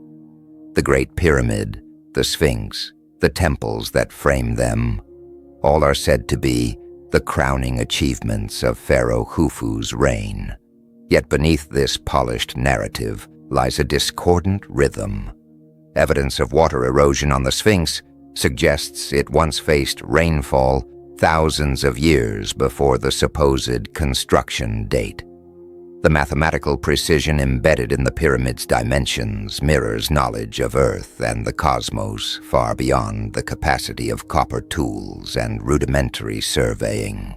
Beneath Giza's sands, ground-penetrating radar has revealed vast networks of tunnels, sealed chambers, and geometric voids, yet no one is permitted to explore them. At the same time, the mysterious Coptic scroll that might have confirmed the pyramid's prehistoric origin conveniently vanished in fire. Each anomaly, each inconvenient piece of data, meets the same fate: ignored, discredited, or erased. These are not isolated coincidences. They form a pattern, an intentional suppression of knowledge. The question then arises, what is so dangerous about the truth that it must be buried so carefully? The answer may lie within Egyptology itself. On the surface, the discipline is built on rigorous scholarship and evidence-based study. But like many established sciences, it also guards its narrative with near religious zeal. The conventional account of Egyptian history, placing the Great Pyramid and the Sphinx around 2580 BCE, built by Khufu and Khafra, is clean, logical, and comforting. It reinforces our cherished belief in humanity's gradual ascent from primitive tribes to modern civilization. But when new findings threaten to disrupt that story, they are not met with curiosity. They are met with resistance. Take, for instance, the inventory stela, a fragment housed in the Egyptian Museum in Cairo. It describes Khufu not as the builder, but as the restorer of the Sphinx, a revelation that would upend Egypt's established timeline. Yet it is quietly dismissed as a late-period forgery, locked away from public view. Similarly, the Dream Stele, recounting Pharaoh Thutmose IV's encounter with the Sphinx, is explained away as political propaganda. Even geological studies, showing deep water erosion on the Sphinx, suggesting it stood exposed to heavy rainfall around 7000 BCE, are waved off as mere wind damage. Every contradiction meets the same fate, buried beneath layers of scholarly denial. This defensive pattern is what modern scholars call intellectual gatekeeping.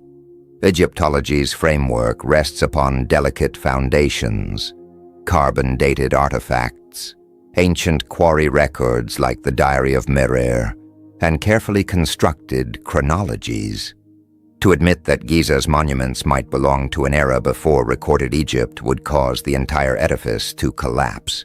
It wouldn't just rewrite the history of Egypt. It would rewrite the history of civilization itself. Imagine the implications: the Great Pyramid and the Sphinx as remnants of an advanced, forgotten culture. Perhaps one that vanished in cataclysm, leaving behind a warning carved in stone. Consider the hidden world beneath Giza. In 2008, advanced radar imaging detected a labyrinth of chambers and tunnels beneath the plateau, eerily matching the descriptions found in 19th century journals of explorers like Sir E.A. Wallace Budge and members of Napoleon's expedition. These subterranean spaces appear carefully cut, symmetrical, and deliberate, as though engineered for a purpose beyond ritual or burial. Yet the Egyptian authorities swiftly denied the findings, declaring there was nothing of significance beneath the surface. Photographs, maps, and radar scans disappeared from archives, and researchers were denied further access. This secrecy is nothing new. In the 1930s, reports emerged of a chamber discovered beneath the Sphinx, which was inexplicably sealed and filled in before it could be studied. Decades later, in 1993, Rudolf Gantenbrink's robot, UP-UAUT-2, discovered a mysterious door within the Great Pyramid's southern shaft. His project was abruptly halted. When a second robot, the Pyramid Rover, drilled through that door in 2002. It found another door beyond it, yet all exploration ceased. Each time discovery approaches revelation, the gate closes. The reason often given is preservation. But beneath that noble phrase lies control. The Supreme Council of Antiquities, backed by the Egyptian government, maintains an iron grip on who can dig, where, and for what purpose. Access depends on politics, funding, and public image.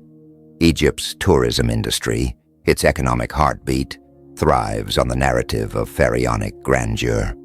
To suggest that these monuments might predate the pharaohs would destabilize that identity and threaten the flow of millions of visitors each year.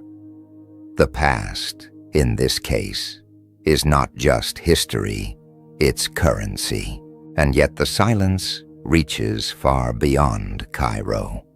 Some researchers whisper that international bodies like UNESCO, which oversee global heritage sites, have their own reasons for maintaining the status quo. If a discovery in Giza revealed a civilization older and more advanced than Egypt's, it would force a total reevaluation of humanity's development, a shockwave that would ripple through academia, religion, and science alike. The linear story of progress, from stone tools to smartphones, would crumble. Of course, there are those who go even further. They propose that Giza's mysteries might not be entirely human in origin. The pyramid's perfect alignment with Orion's belt, its encoding of mathematical constants like pi and phi, and its unexplainable precision have inspired theories of extraterrestrial influence. Writers such as Erich von Däniken and Robert Bauval have long speculated that the builders possessed knowledge far beyond their age, perhaps knowledge bestowed by beings from beyond our world. While such ideas may sound fantastical, they underline one essential truth. Whatever lies beneath Giza, it is something humanity still isn't ready to confront, and this is the essence of the conspiracy of silence. Not one born of malice, but of fear. Fear of rewriting our origins, fear of dismantling the comfortable myths of progress, and perhaps fear of realizing that we are not the first advanced civilization to walk the earth. The evidence, buried texts, sealed doors, erased findings, points to one chilling possibility, that history, as we know it, is only the surface of something much deeper. Beneath the sands of Giza, beneath the archives and locked museum basements, lies a story that defies time itself. A story waiting, silently, for the day someone dares to listen. Across Mesoamerica, history met the same cruel fate. The ancient Maya codices, repositories of astronomical wisdom, medical knowledge, and mathematics that might have rivaled European science, were consigned to flames by the Spanish conquistadors. Their burning wasn't just an act of destruction, it was an erasure of memory. And now, centuries later, the mysterious Coptic scroll that spoke of pyramids older than language has met a similar fate, lost to a fire whose timing feels far too convenient. Together, these incidents form a pattern that stretches across continents and centuries, suggesting a chilling truth.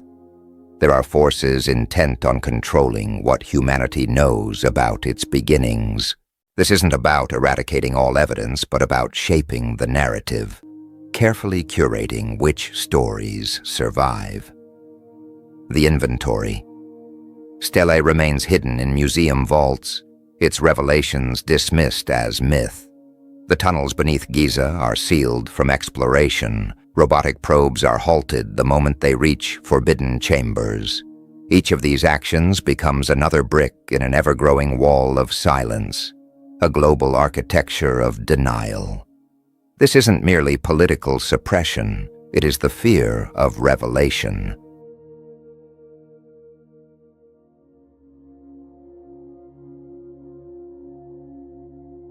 If the Great Pyramid and the Sphinx truly originated from a civilization that predated ancient Egypt, one that possessed a deep understanding of astronomy, mathematics, and engineering, it would dismantle the very foundations of human history. The pharaohs, once seen as divine architects, would be reduced to mere inheritors, custodians of a legacy far older than their dynasties.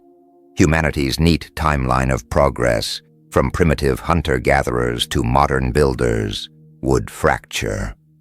It would reveal that advanced societies may have risen and vanished long before recorded history, their brilliance swallowed by time, their traces hidden under layers of sand and denial. The institutions guarding these sites, Egypt's government, the Supreme Council of Antiquities, and even international bodies like UNESCO, may fear the same thing: the implications. What if humanity isn't the summit of progress, but merely another turn in an endless cycle of rise, collapse, and rediscovery? Such a revelation would demand that we rewrite not just history books, but the very definition of civilization. As the night deepens, picture yourself standing before the Great Pyramid. Its colossal form gleams beneath the starlit desert, its secrets locked in stone, its silence almost defiant. The conspiracy of concealment isn't a single event, it's a shadow cast over millennia. The inventory stele, the sealed doors, the lost scroll, all hint at a Giza that predates Egypt itself, a truth buried beneath centuries of sanctioned forgetting. The gatekeepers may bar the entrances, but the stones themselves whisper in the dark, their resonance growing louder with every unanswered question. What are they so afraid we'll discover? And so we approach the heart of the enigma, the technology behind the Great Pyramid. It stands as an engineering masterpiece, a paradox of precision so perfect it challenges every notion we hold about ancient capabilities. Was it truly built with copper chisels, wooden sleds, and human labor? Or does it bear the signature of knowledge far beyond what we imagine possible for its era? Consider the pyramid's internal architecture. The descending passages, the grand gallery, and the king's chamber are executed with astonishing precision, joints nearly invisible, angles flawless, and structure unyielding, even after 4,500 years. Egyptologists attribute this marvel to Pharaoh Khufu's fourth dynasty, around 2580 BCE. Yet when we scrutinize the evidence, that explanation starts to tremble. Each block of stone weighs tons, quarried miles away, and transported with unrecorded efficiency. The granite used in the king's chamber, sourced from Aswan, over 800 kilometers to the south, is cut with accuracy that defies even modern tools. Copper instruments, the best available at the time, can barely scratch granite. So how were these stones shaped and placed so perfectly that even a razor blade cannot fit between them? Some theorists suggest that tools of harder materials, perhaps bronze or iron, must have been used. But these metals were not yet in practical use during the Old Kingdom. The feat of logistics is equally baffling. Moving 15-ton stones across shifting desert sands, hoisting them hundreds of feet into the air, and setting them with millimeter accuracy would challenge even modern cranes and surveying technology. Yet we're told it was achieved through sheer manpower, ropes, and primitive ramps. Then there's the pyramid's alignment, a marvel that defies belief. Its base is oriented almost perfectly to true north, with a margin of error of just 0.05 degrees. Achieving such accuracy today would require laser instruments or satellite positioning. The ancient Egyptians had neither compass nor theodolite, and yet they leveled a 13-acre foundation so precisely that the difference in elevation across the entire base is a mere 2 centimeters. The internal design further reveals an understanding of physics and stress distribution that rivals modern engineering. The corbelled ceiling of the Grand Gallery bears millions of tons of stone above it, yet remains perfectly stable. This wasn't the result of trial and error. It was intentional, calculated mastery. Whoever conceived this design understood geometry, material science, and architecture on a level we usually associate with contemporary technology. Even more enigmatic are the pyramid's astronomical alignments. The narrow air shafts extending from the king's chamber are precisely angled to point toward Orion's belt and the pole star as they appeared around 2450 BCE. This required not only meticulous construction, but also an understanding of the Earth's axial precession, a cycle of nearly 26,000 years. There is no evidence that ancient Egyptians recorded or studied such phenomena in this depth. Mathematical precision is woven into the pyramid's very dimensions. The ratio of its perimeter to its height equals 2 pi, linking architecture with geometry. The slope of its sides reflects the golden ratio, phi, a number that recurs throughout nature, art, and design. Were these coincidences, or signs of a lost scientific knowledge that transcended its time? The more we uncover, the more the Great Pyramid resembles not merely a tomb or monument, but a statement, an enduring message in stone, written in the universal languages of mathematics and astronomy. Its creators, whoever they were, understood something fundamental about the cosmos and about us. The silence surrounding Giza, then, is not just about hiding artifacts. It is about guarding an idea, one that could rewrite humanity's understanding of itself. The stones remain, patient and unyielding, waiting for the day when we are ready to listen to what they have been saying all along. The mathematical precision of the Great Pyramid goes far beyond coincidence. The ratios encoded in its structure align so closely with universal constants that they cannot be dismissed as mere accident. The perimeter of its base, when divided by twice its height, yields 2 pi, while the inclination of its sides reflects the golden ratio, phi. These values are accurate within fractions of a percent, an achievement that implies not only architectural genius, but a profound understanding of mathematics unseen in any surviving Egyptian records. Their texts reveal knowledge of practical geometry, surveying land, measuring fields, but nowhere do they reference the abstract constants that govern nature itself. Even more astonishing is the way the pyramid seems to scale to the Earth itself. When the height is multiplied by 43,200, it matches the planet's polar radius. When the base perimeter is multiplied by the same factor, it aligns almost perfectly with Earth's equatorial circumference. This number, 43,200, directly connects to the precessional cycle of the Earth's axis, a phenomenon that takes nearly 26,000 years to complete and was not formally recognized until thousands of years after the pyramid's construction. Whoever designed the monument encoded within it a knowledge of planetary geometry, as if they sought to mirror Earth in stone. Such precision invites an unsettling question.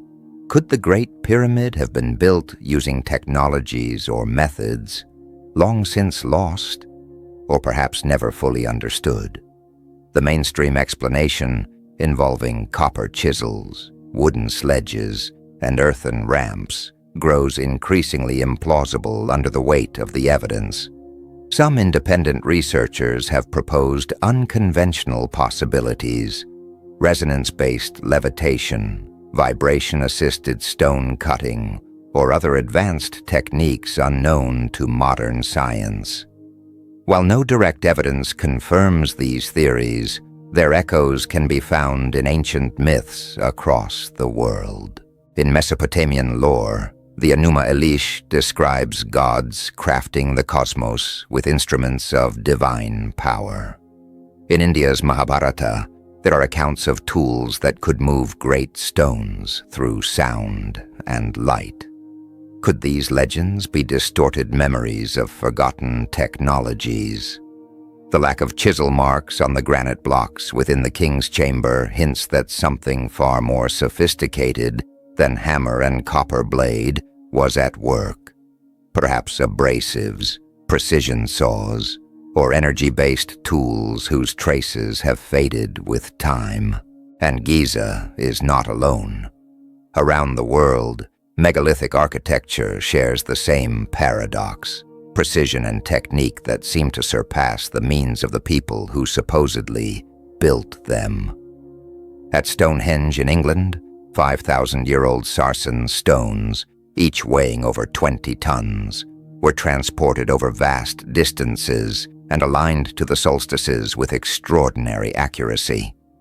In the highlands of Peru, the walls of Machu Picchu fit together so tightly that even a knife blade cannot slip between the stones, yet no mortar or visible tool marks exist. In Lebanon's Baalbek, the trilithon stones, each weighing over 800 tons, were carved and positioned with precision rivaling modern machinery. Perhaps most enigmatic is Göbekli Tepe in modern-day Turkey, a ceremonial site over 12,000 years old, featuring colossal T-shaped pillars covered in intricate carvings. Built before the dawn of agriculture or writing, it defies every assumption about the evolution of civilization. Taken together, these sites hint at a shared global legacy, an ancient network of knowledge that spanned continents, constructing with precision that would not reappear for millennia. Could the Great Pyramid have been part of this forgotten lineage, a remnant of a civilization wiped away by cataclysm, leaving only stone as its language?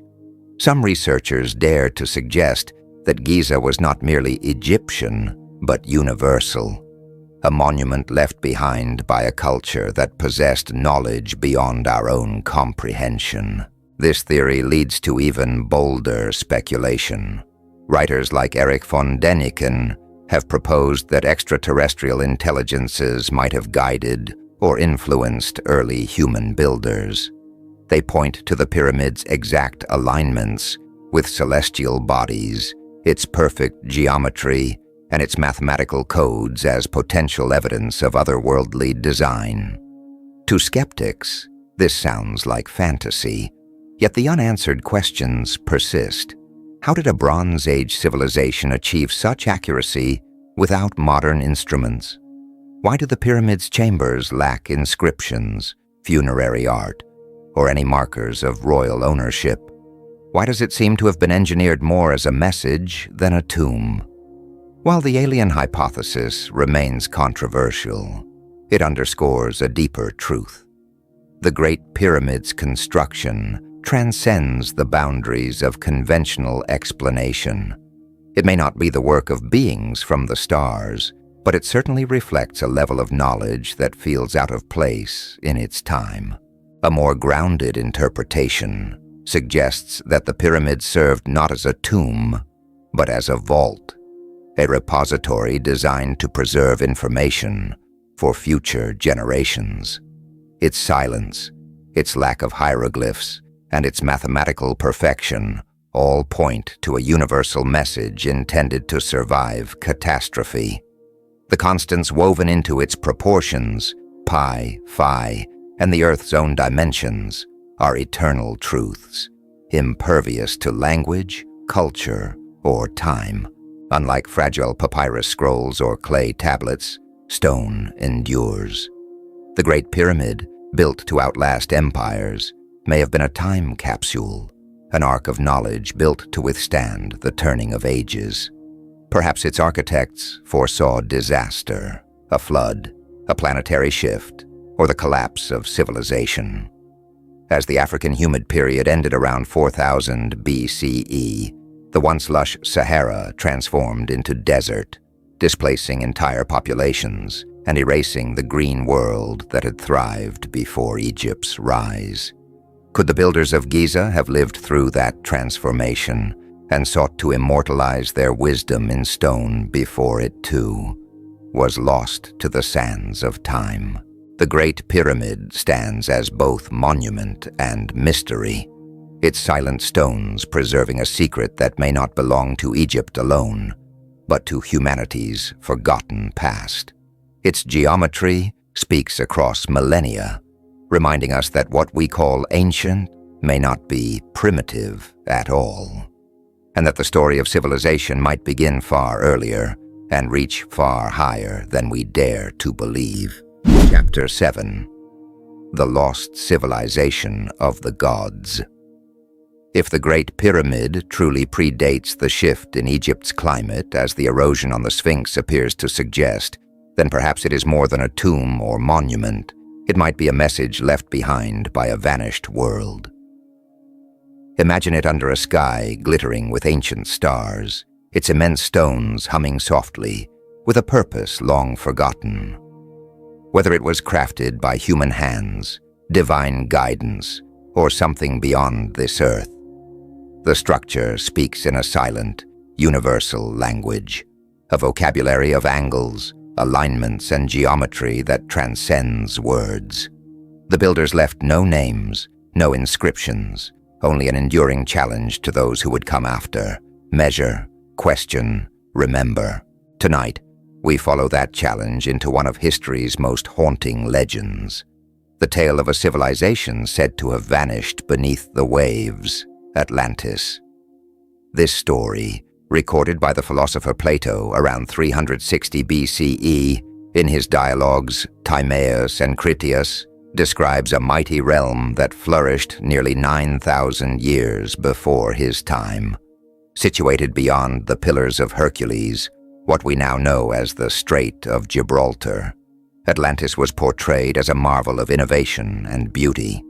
Its people mastered architecture, navigation, and the sciences, constructing concentric canals, radiant temples, and gleaming palaces that rivaled the imagination of any later empire. But according to Plato, pride led to their ruin. In a single night and day of storms and quakes, Atlantis was swallowed by the sea, leaving only stories drifting through the centuries. To many, Plato's account was allegory, a moral tale on hubris. Yet when the mysteries of Giza are laid beside it, the parallels are difficult to ignore. The Sphinx's weathering, analyzed by geologist Dr. Robert Schoch, indicates heavy rainfall erosion dating to between 7,000 and 10,000 years ago, long before Egypt's dynastic period. This would place its construction near 9,600 BCE, the same era Plato claimed Atlantis met its fate. During this time, the African humid period came to an end. The once green Sahara dried into desert, transforming civilizations and forcing migrations. If the Sphinx and the Great Pyramid predate the pharaohs, they may not be relics of Egypt's golden age, but memorials from a forgotten one. Consider the evidence encoded in the stones, the pyramid's perfect orientation to true north, its base level accurate within 2 centimeters, its mathematical precision embedding constants like pi and phi, and even scaling to match the dimensions of the Earth itself. Such mastery of astronomy, geometry, and engineering seems far beyond the means of copper tools and manpower alone. Could these have been the works of refugees from a vanished civilization? Atlantean survivors who carried their knowledge to the Nile Valley and built enduring monuments to preserve it? This theory finds echoes across the world. In southeastern Turkey lies Göbekli Tepe, a prehistoric temple complex dated to around 9,600 BCE, the exact period Atlantis was said to sink. Its 20-ton stone pillars are carved with intricate symbols and perfectly aligned with the stars, though it predates writing and agriculture by millennia. In Japan, the Yonaguni Monument, submerged beneath the ocean near Okinawa, features vast terraces and angular formations that suggest human design from an age when sea levels were far lower. In the highlands of Bolivia, Pumapunku astonishes with blocks carved so precisely that even modern engineers marvel at their joins, each corner cut with a perfection akin to machine work. These places share a curious signature: sudden emergence, inexplicable precision, and absence of evolutionary development. There are no earlier prototypes, no primitive attempts, only mastery appearing as if from nowhere. This pattern hints at an older global source of knowledge, a civilization that may have perished but left its fingerprints across continents.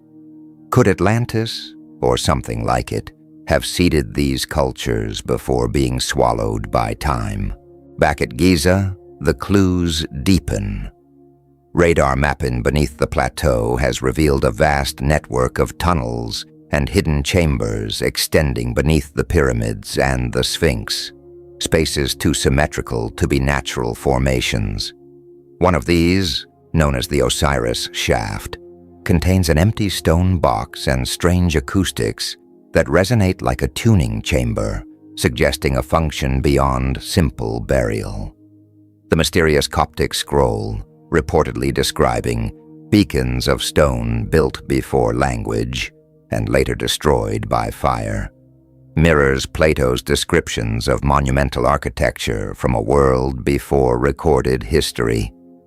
Even the ancient inventory stelae and dream stelae depict pharaohs such as Khufu and Thutmose IV, not as builders of Giza's wonders, but as restorers, as if those structures were relics inherited from a much older past. If these threads are woven together, they suggest a civilization that foresaw its own end and sought to encode its wisdom in imperishable stone.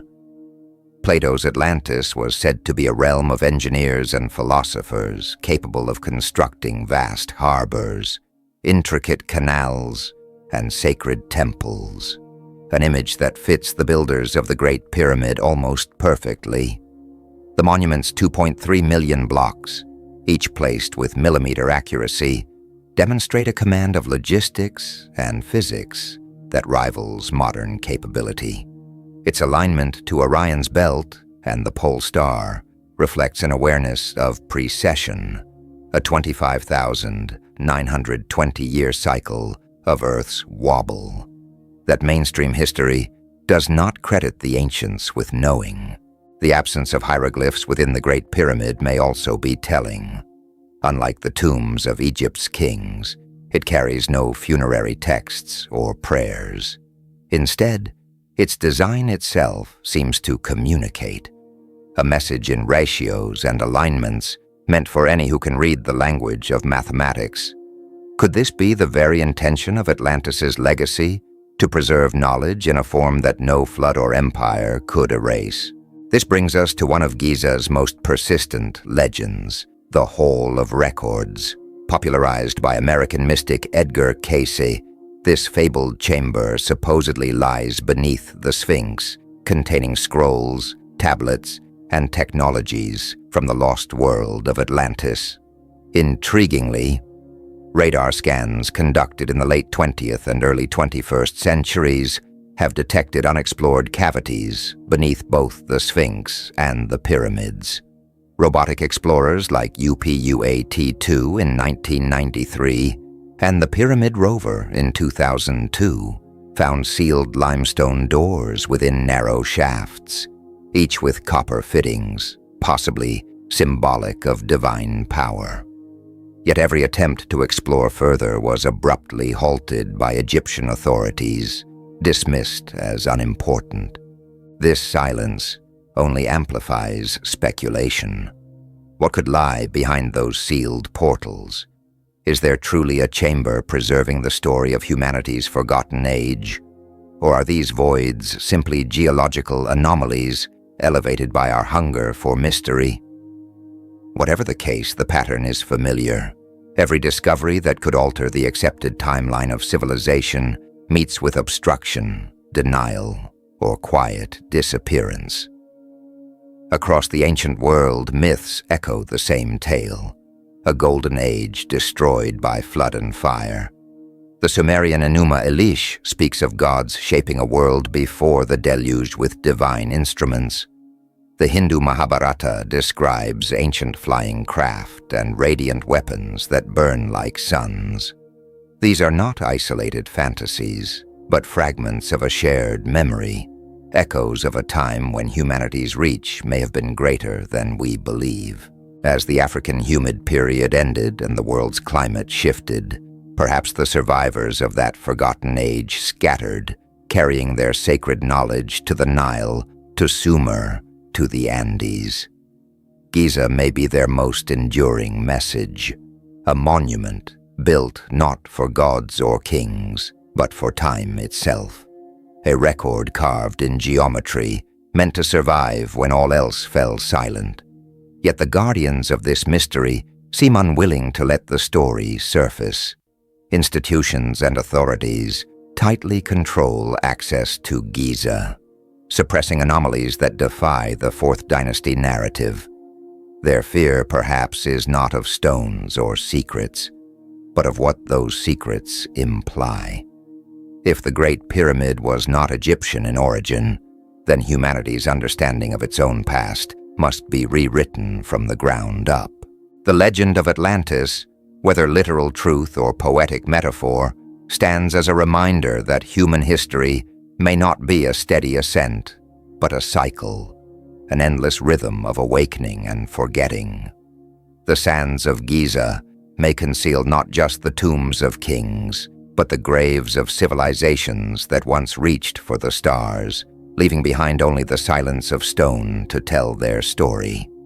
The Great Pyramid and the Sphinx rise from the Giza Plateau like echoes from another world, silent sentinels that have outlasted empires, their secrets buried beneath centuries of sand and speculation.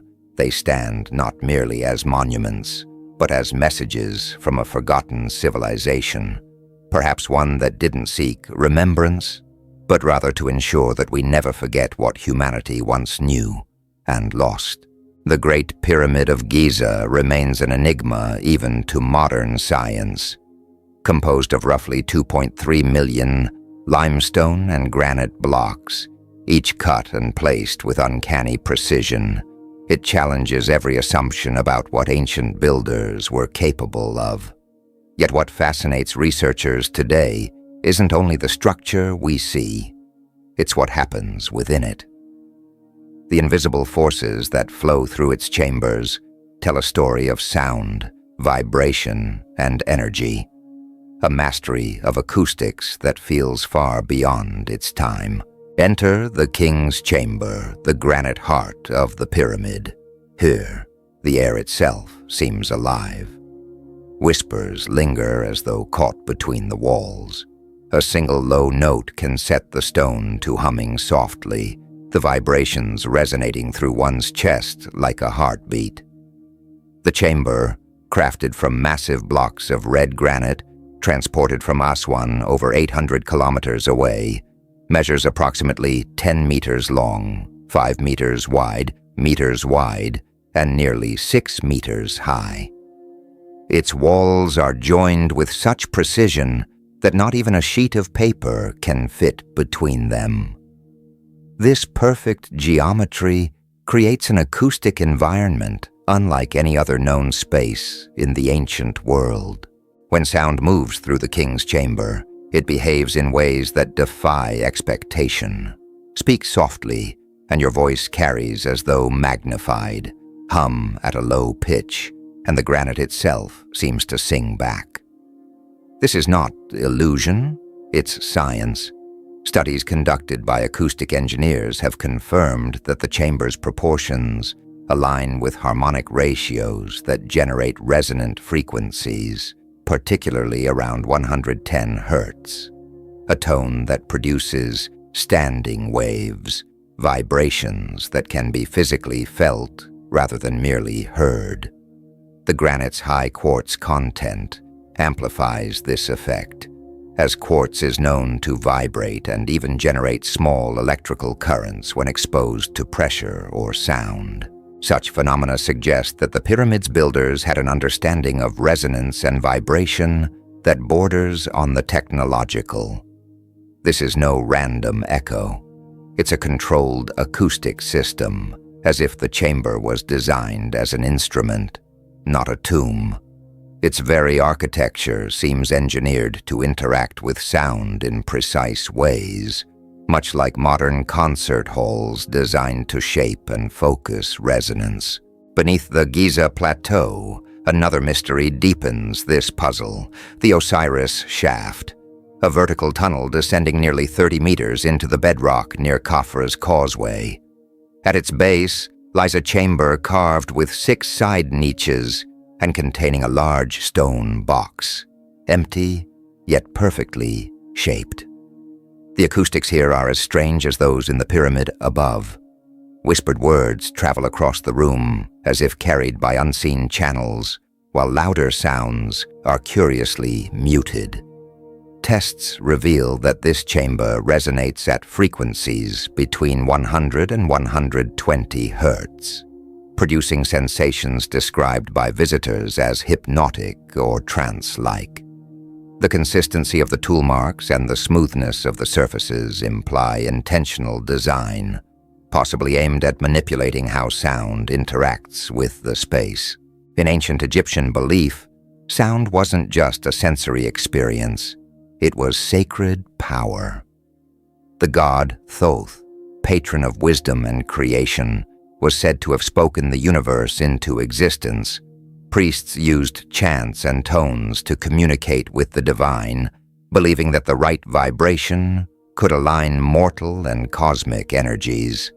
Yet the acoustic sophistication of the Great Pyramid and Osiris Shaft seems to transcend religious ritual. It hints at something deeper, a science of sound, perhaps a technology that harnessed frequency as a tool for transformation, healing, or even energy generation. Modern science lends curious support to this idea. Frequencies near 110 hertz are known to induce altered states of consciousness and relaxation, affecting the brain's theta wave patterns. Could the ancient architects have discovered this through observation and experimentation? Was the king's chamber not a burial site, but a resonance chamber built to focus sound and vibration for spiritual or even technological purposes? Across the ancient world, similar structures appear to share this mysterious trait.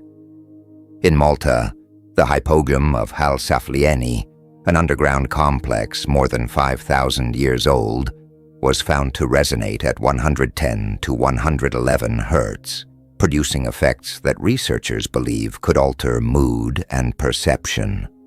In Peru, the sacred site of Chavindehuantar features narrow stone corridors that amplify deep tones created by conch shells, guiding participants through darkened chambers using sound rather than sight. These sites, like Giza, reveal an ancient understanding of acoustics, where sound was not merely ritualistic art, but advanced science. The pyramid's granite blocks, with their high quartz content, also point to another layer of mystery. Quartz is piezoelectric, meaning it can generate small electrical charges under mechanical stress or vibration.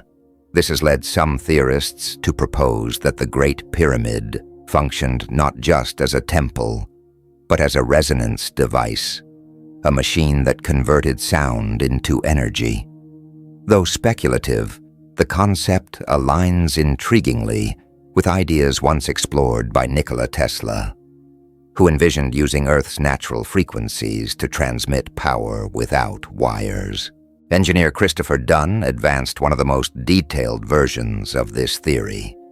He suggested that the Great Pyramid operated as a harmonic generator, using sound and vibration to create and focus energy. According to Dunn's model, the king's chamber was the reactor core, designed to resonate with Earth's frequencies, while the so-called air shafts could have functioned as waveguides or conduits, not for ventilation, but for energy transmission, perhaps even connecting the structure to celestial alignments. If true, this would mean that Giza's builders possessed a form of physics knowledge rivaling or even surpassing our own. The pyramid's near-perfect alignment to true north, its precise geometry reflecting constants such as pi and phi, and its connection to stellar positions all suggest a scientific awareness we cannot easily attribute to Bronze Age tools or techniques. The Osiris shaft, with its similar acoustic behavior, may have been part of the same system, a subterranean resonance chamber tuned to harmonize with the pyramid above. But who then possessed such mastery? The Egyptians of the 4th dynasty, though remarkable architects, left no texts indicating an understanding of acoustics, piezoelectricity, or energy transmission. Their tools of copper and stone seem insufficient to achieve the level of perfection evident in the pyramid's polished granite surfaces. The absence of hieroglyphs inside the structure further distinguishes it from any known Egyptian tomb. It feels less like a place of death and more like a device built for purpose. Perhaps this knowledge belonged to a civilization predating Egypt entirely, a people who understood sound and energy as universal forces. Ancient texts like the now lost Coptic scrolls once spoke of beacons of stone built before language, a haunting phrase that fits the enigma of Giza.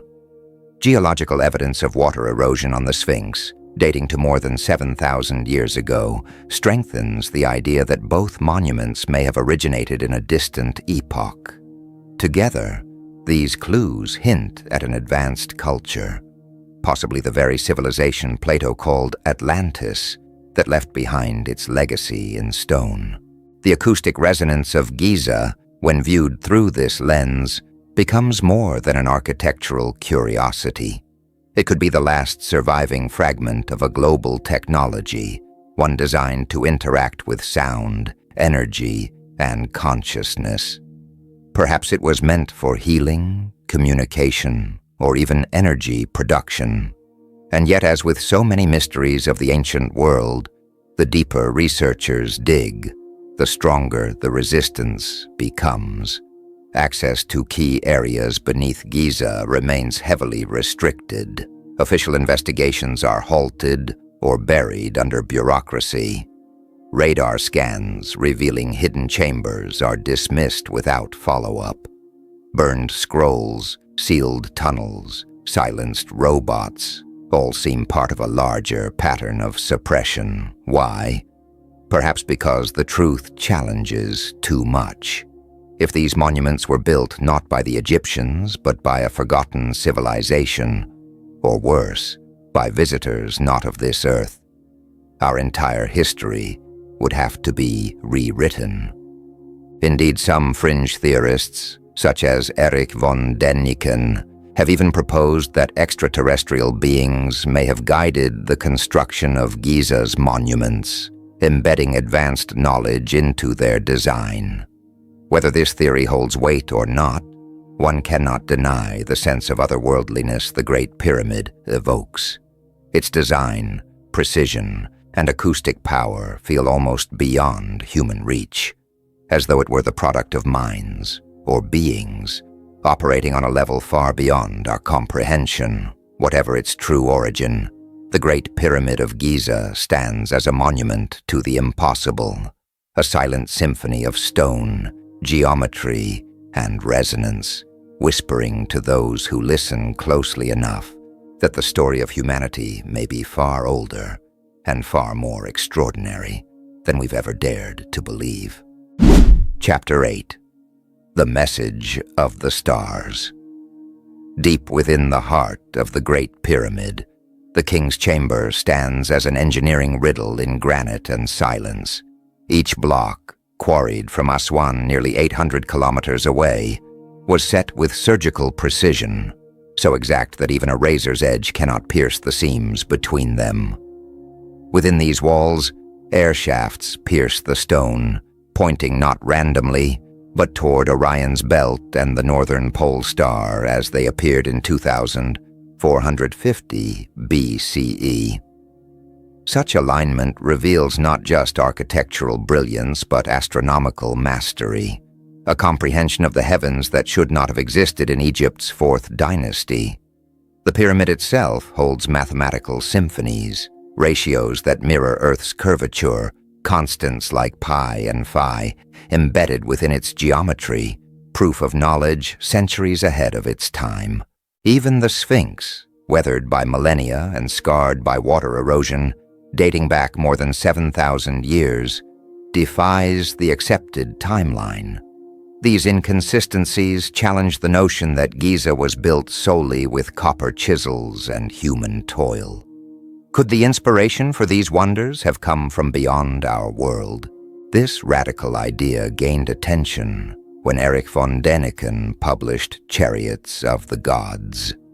In 1968, he proposed that the monumental feats of ancient architecture, from the Great Pyramid to the Nazca Lines, were not the works of primitive hands, but collaborations with beings from the stars. Von Däniken argued that only a civilization possessing advanced technology could have orchestrated such feats, moving blocks weighing 15 tons, aligning monuments with stellar precision, and encoding universal constants into stone. The absence of inscriptions within the Great Pyramid, so unlike any royal tomb in Egypt, supports the theory that its builders were not seeking human legacy, but communication through form and mathematics. Unlike the richly inscribed burial chambers of later pharaohs, the pyramid remains silent, its story told not through words but through geometry, proportion, and orientation. Its near-perfect alignment to true north, deviating by mere fractions of a degree, implies a global awareness, an understanding of Earth's axis and magnetic field that our ancestors should not have possessed. The shaft alignments toward Orion and the pole star point to a cosmic relationship, as if the pyramid itself was a conduit between the earth and the heavens. In Egyptian myth, Orion represented Osiris, the god of resurrection and the eternal cycle of life. Yet the pyramid's accuracy suggests something more than religious reverence. It whispers of scientific knowledge encoded in divine symbolism. The ratio of its height to its perimeter reflects pi and the golden mean, numbers not confined to culture but universal, understood across galaxies. Could this be the language of the cosmos? A mathematical beacon meant for civilizations capable of recognizing it? Giza is not alone in this enigma. Across the world, other ancient sites echo the same mystery. The Nazca Lines of Peru stretch across deserts in immense geoglyphs, visible only from the sky, messages seemingly meant for aerial eyes. In Bolivia's Pumapunku, massive stone blocks fit together with mechanical precision, their cuts as clean as if machined. The colossal stones of Baalbek in Lebanon, some weighing over 800 tons, challenge even modern cranes. These monuments appear abruptly in human history, without the technological progression one would expect, almost as if they were gifts from a celestial source. Ancient Sumerian texts describe the Anunnaki, those who came from the heavens, beings who descended to earth and guided the birth of civilization. Could they, or others like them, have influenced the construction of Giza? The radar scans beneath the plateau, conducted in 2008, revealed hidden tunnels and chambers, geometrically perfect and possibly older than the pyramids themselves. The mysterious Osiris shaft, descending deep below the causeway, hums with a low resonance that some researchers say can alter human perception. Could it have been part of an ancient communication system, a resonant technology lost to time? Inside the Great Pyramid, modern robots sent through the shafts in 1993 and 2002 discovered small copper fittings in sealed stone doors, metals associated with divine power in Egyptian mythology. Were these remnants of a forgotten machine, or markers left by those who understood energies beyond our comprehension? Yet every discovery seems to meet a wall of silence. Egypt's Supreme Council of Antiquities has repeatedly restricted deeper exploration. Ground-penetrating radar scans beneath the Sphinx reveal anomalies, chambers, and cavities, but official statements dismiss them. The pattern is familiar: burned papyri, halted excavations, sealed tunnels. What truth lies buried beneath the sand that authorities are unwilling to expose? Perhaps it's not merely national pride or scientific caution. If Giza's monuments were built with extraterrestrial guidance, acknowledging it could rewrite the story of humanity itself. It would mean that our greatest triumphs were not our own, that we are the heirs of knowledge passed down from the stars. Governments, religious leaders, and institutions like UNESCO might fear the upheaval such a revelation would bring, undermining the pillars of human origin, faith, and history. The same theme repeats across ancient cultures. The Mahabharata of India speaks of Vimanas, flying chariots powered by energy weapons. The Book of Enoch tells of the Watchers, heavenly beings who descended and shared forbidden wisdom with humankind. The Dogon people of Mali, long before telescopes, knew that Sirius had an invisible companion star, information they claimed was given to them by beings who came from the sky. These legends may not be myth, but fragmented memories of contact. If this is true, then perhaps Giza was part of a global network, a cosmic map built by those who once walked among us. The pyramid's proportions encode the curvature of the Earth, its orientation matches celestial alignments, and its durability defies erosion and time. Could it be a message meant to endure until humanity was ready to read it? The Sphinx, gazing eternally at the rising sun, may be more than a monument to kings. It might be a sentinel, watching the skies for the return of those who left the blueprint. The sealed chambers beneath, hidden from our reach, could contain records or technologies that explain our connection to the stars. Yet for now, the sands of Giza keep their silence. The Great Pyramid is not simply a tomb. It is a conversation in stone, a coded message stretching across time, asking the ultimate question: are we alone, or are we the descendants of a cosmic legacy forgotten by history? We are told that the Great Pyramid of Giza was built as Pharaoh Khufu's tomb around 2580 BCE, a monument to a single ruler's passage into eternity. Yet when we peer into its silent heart, that story begins to crumble. No hieroglyphs grace its walls, no treasures of the afterlife rest within, no sarcophagus holds a pharaoh's remains. What we find instead is stillness, a profound, deliberate silence. Perhaps this was never meant to be a tomb at all, but a message, an archive, a vessel, preserving something far greater than a mortal king's legacy. What if the Great Pyramid was designed not to honor the dead, but to protect the wisdom of the living? An eternal time capsule meant to survive when everything else fades into dust. Unlike the temples and palaces that glorified rulers, the pyramid speaks through mathematics, not myth. Its perfection is not decorative, it is functional. Geometry replaces inscription, proportion replaces prayer. Its form, constant and universal, is the only language capable of transcending civilizations. Words can be forgotten, and empires fall, but numbers never lie. The builders may have understood this. By encoding universal constants, pi, pi, and phi, phi, within its dimensions, they ensured that even when language failed, their knowledge would remain readable to any mind that could measure. Consider its astonishing precision. Divide the base perimeter of 921.6 meters by its height of 146.6 meters, and the result is 6.2857, within a fraction of 2p. Its slope angle of 51 degrees and 84 minutes naturally reveals the golden ratio, that mysterious constant of harmony seen in art, nature, and even galaxies. Multiply its height by 43,200, and you approximate Earth's polar radius.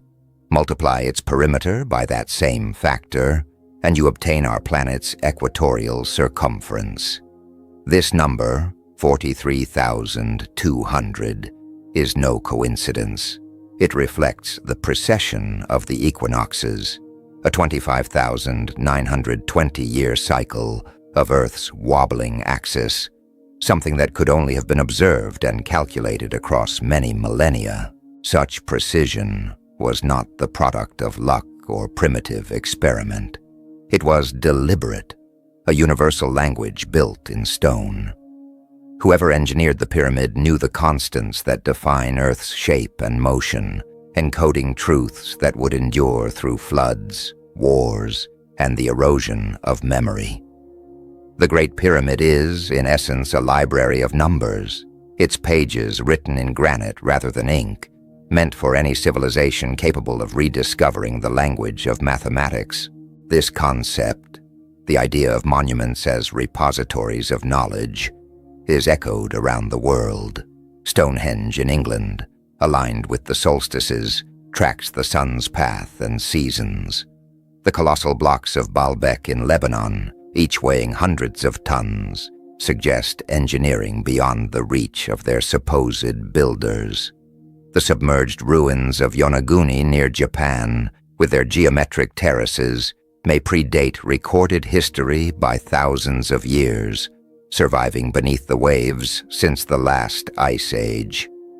And at Göbekli Tepe in Turkey, built nearly 12,000 years ago, long before the dawn of agriculture, stone pillars etched with animals and stars hint at a lost mastery of the heavens. These places, like Giza, seem less like temples of worship and more like anchors in time, markers left by civilizations determined to survive the cycle of destruction and rebirth. What disaster were they preparing for? Around 4000 BCE, the African humid period ended. The Sahara transformed from lush savanna to lifeless desert, driving ancient peoples toward the Nile. Global climate shifts, earthquakes, and rising seas could have wiped away entire cultures, perhaps the very ones that birthed this knowledge. Plato's tale of Atlantis, a flourishing world drowned in a single day and night, might not be a myth, but a memory of that collapse. If those ancient engineers foresaw the destruction of their age, perhaps they built the pyramid as a beacon, a safeguard to preserve their understanding through the darkness that followed. The Great Pyramid's endurance is proof of this design. For over 4,500 years, it has withstood invasions, earthquakes, and the decay of time. It speaks to geological longevity, not human reign. Its lack of royal markings and funerary inscriptions was intentional, a silent message meant to transcend nations, faiths, and eras. Even its acoustics seem to participate in this grand design. Within the king's chamber, sound waves resonate at frequencies around 110 Hz, frequencies known to influence human consciousness inducing calm and altered awareness. The Osiris shaft beneath the plateau amplifies whispers and absorbs shouts, as though the stone itself understands sound. Could it be that these chambers were not tombs, but instruments, designed to preserve, transmit, or even activate information through vibration? Nikola Tesla once theorized that the Earth itself vibrates at certain resonant frequencies, and that ancient builders might have known how to harness this energy. The pyramid's granite, infused with quartz, possesses piezoelectric properties. It can generate electrical charge when subjected to vibration. Could this be the hidden science behind the pyramid's design? Not gears or engines, but geometry and resonance, a fusion of sound, stone, and energy that allowed it to function as a machine of memory, a transmitter of knowledge, or even a stabilizer of the planet's energetic field. Yet the deeper one digs into this mystery, the more resistance one meets. Sealed tunnels, unexplained chambers, and halted robotic missions suggest a persistent pattern of concealment. Egypt's Supreme Council of Antiquities, with the backing of global institutions like UNESCO, continues to restrict access to certain subterranean areas beneath Giza. When anomalies are detected beneath the Sphinx or within the pyramid walls, they are quietly dismissed. Burned documents, silenced researchers, and forbidden excavations weave a narrative of suppression, one that implies the guardians of modern archaeology may be protecting a truth too destabilizing to reveal. If the pyramid truly holds evidence of an advanced pre-dynastic civilization or contact with an intelligence beyond Earth, its revelation could shake the foundations of science and religion alike. It would mean that the pharaohs were not the architects of Giza, but its inheritors, caretakers of a legacy far older and infinitely more profound. Humanity's story would no longer be a simple ascent from ignorance to enlightenment, but a cycle of brilliance and forgetting, our knowledge rising like a flame, only to be extinguished and rediscovered again and again through time. The suppression of ancient wisdom is not unique to Egypt.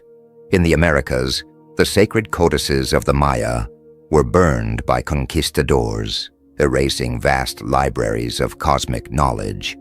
In Mesopotamia, the tales of pre-flood civilizations were dismissed as fables until the discovery of Göbekli Tepe proved otherwise. Again and again, our history reveals the same pattern: wisdom hidden, forgotten, or destroyed, only for fragments to resurface, etched in stone for those willing to seek them. Perhaps that is the Great Pyramid's true purpose, a monument built not for worship, but remembrance, not a tomb, but a time capsule, a reset point for a future civilization struggling to find its way back to truth. The builders knew that language fades, nations crumble, and gods are forgotten, but mathematics endures. The Great Pyramid is their message across eternity, a call to those who can measure, calculate, and listen. It stands unshaken, a guardian of the ancient world, whispering through its geometry, "Remember what we once knew." Welcome back, travelers of the unseen, to this final revelation. I am your companion through the labyrinths of forgotten ages, where stone remembers what humanity forgets, and where silence guards truths deeper than words. As we take our final steps across the sands of Giza, remember this: the Great Pyramid was never meant to be a relic of the past. It was built for the future, a message carved in eternity, waiting for minds evolved enough to finally understand. We've heard its low, resonant hum, a vibration that feels less like architecture and more like the lingering breath of an ancient science. As the stars drift across the desert sky, their light glinting faintly off limestone that has endured millennia. The pattern becomes unmistakable. The pyramid isn't merely a symbol of divine kingship or death. It's a geometry of remembrance, a form designed to challenge time itself. Giza is not a monument. It is memory solidified, an archive etched in stone to outlast every collapse of civilization. The Sphinx, weathered yet watchful, bears the marks of rains that fell thousands of years before the desert claimed the Nile's green edges. Its age stretches beyond the Egypt we know, hinting at builders from a forgotten epoch. The Great Pyramid's alignment to true north, accurate within fractions of a degree, its dimensions embedding the mathematical constants of pi, and phi, and its correlation with Earth's curvature and the precession of the equinoxes all speak to a level of knowledge that should not have existed then. No tombs, no hieroglyphs, no royal treasures, only precision, proportion, and purpose. Inside, the king's chamber hums at a frequency that seems to alter perception, a resonance that feels intentional, as though sound itself was used to awaken something within the mind. Ancient texts like the Inventory Stela and the Dream Stela suggest that both Khufu and Thutmose IV restored what had already been ancient in their time, not constructed it. Beneath the plateau, a labyrinth of tunnels and sealed doors, some revealed by modern robotics but never opened, hints at an intricate design whose purpose may go beyond our understanding. All signs suggest this was not the work of Egypt's dynasties, but a legacy from an older world, a civilization erased by catastrophe. Whether it was the fabled Atlantis described by Plato, or a society lost to the great climate shifts that turned the Sahara from fertile lands to wasteland, its builders seem to have anticipated oblivion. They chose not to record their stories in language or art, knowing that words fade and myths distort. Instead, they immortalized their wisdom in mathematics and geometry, languages that cannot die. Perhaps they foresaw the floods, the quakes, the fires that would sweep through ages, erasing memory. Perhaps they built the pyramid not as a tomb, but as a beacon, a survival vault for the human mind. Each angle, each ratio, each resonance may serve as a key, designed for rediscovery in an age when humanity once again looks to the stars for meaning.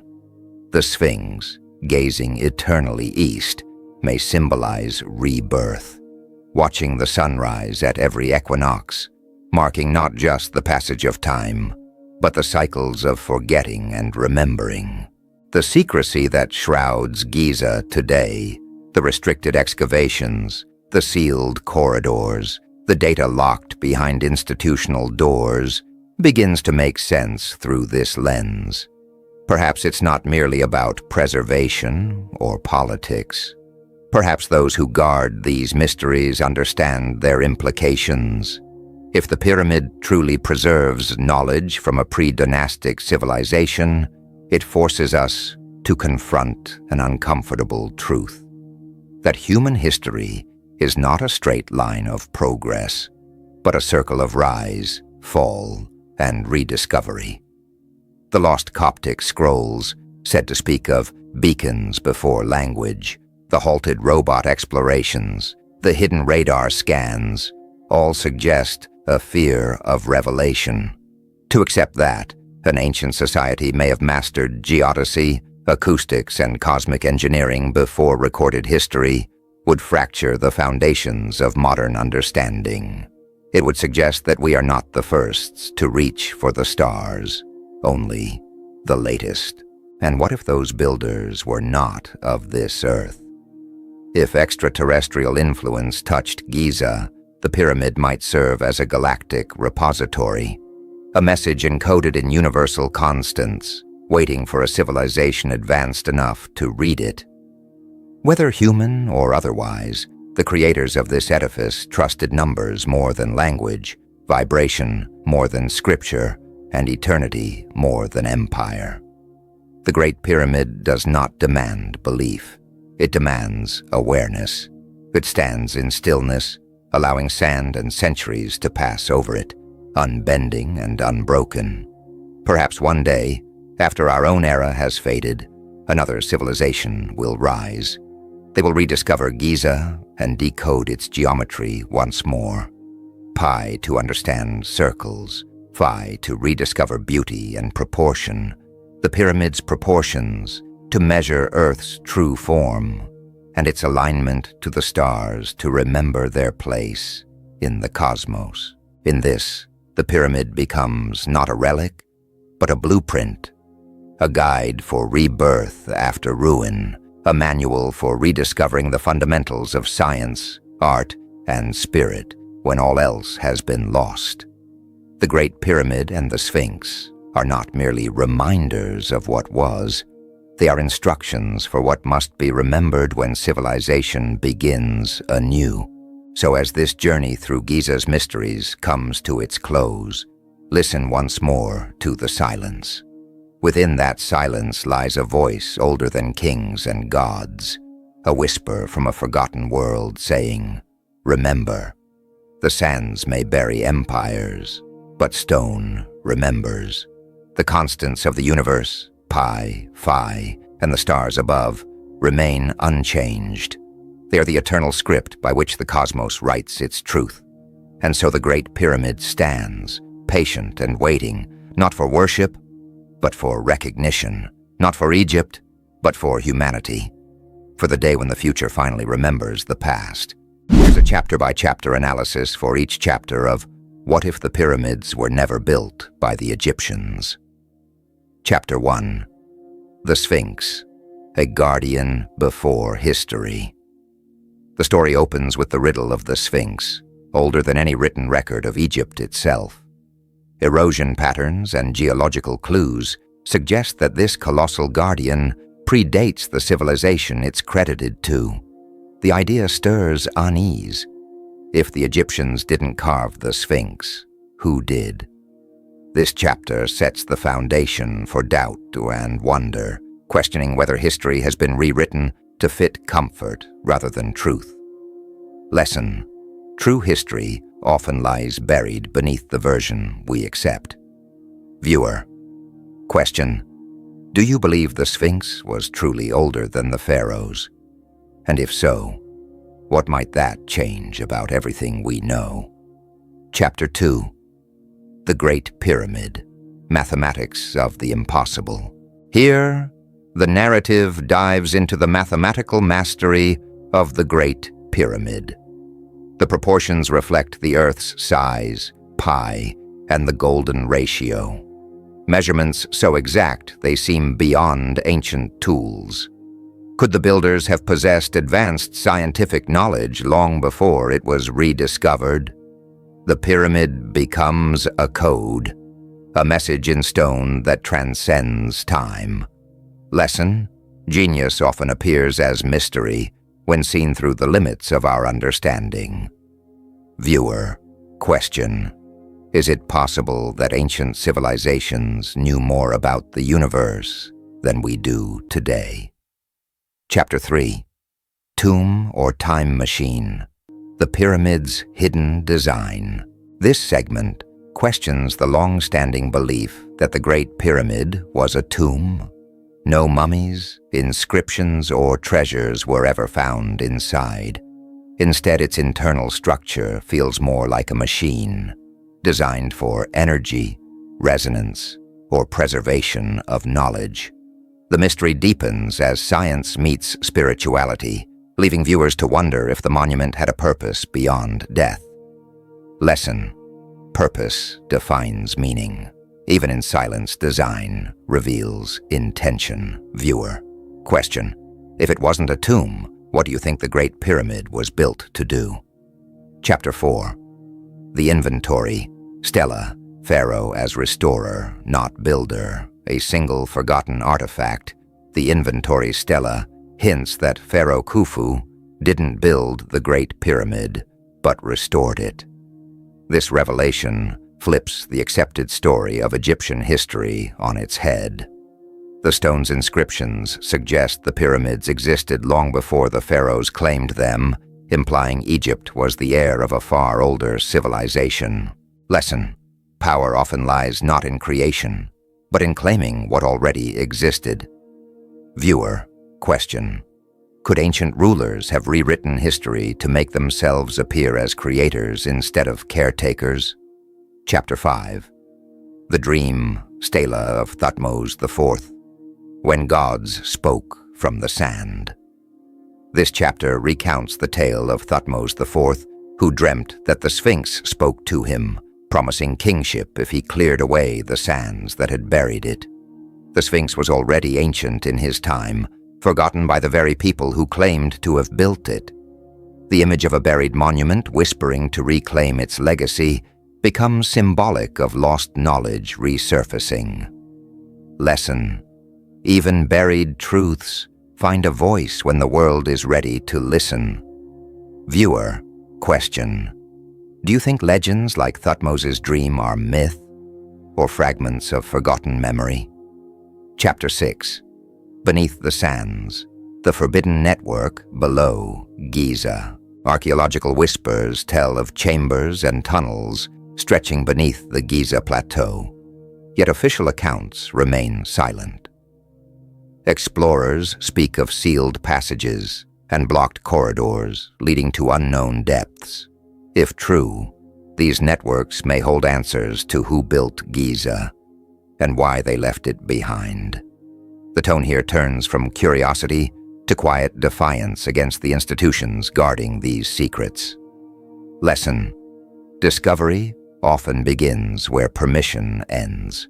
Viewer, question: should hidden chambers beneath the pyramids be opened, no matter what truths they reveal? Chapter 7.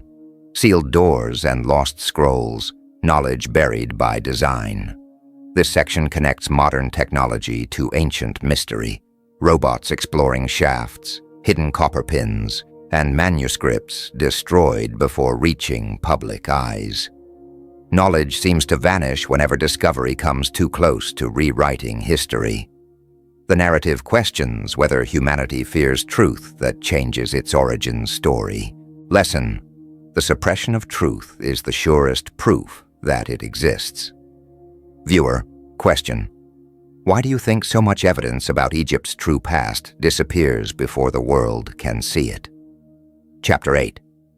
Conspiracy of Silence. What are we not supposed to find?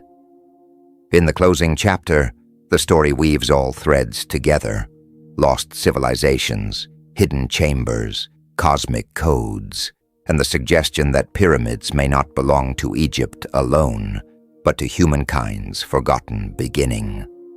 The film ends not with answers, but with the haunting possibility that knowledge was intentionally buried, awaiting rediscovery by those willing to question.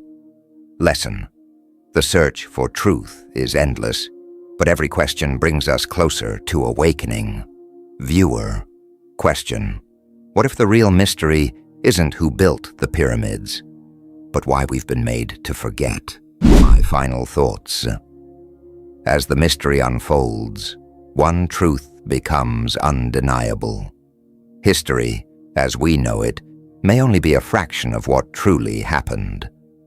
The monuments that rise from the sands of Giza are not just relics of engineering. They are questions carved in stone, challenging our certainty and daring us to look deeper.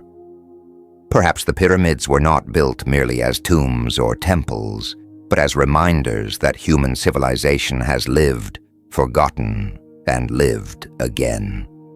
Every theory, every unexplained pattern, every buried passage points toward a civilization that mastered knowledge far beyond its time.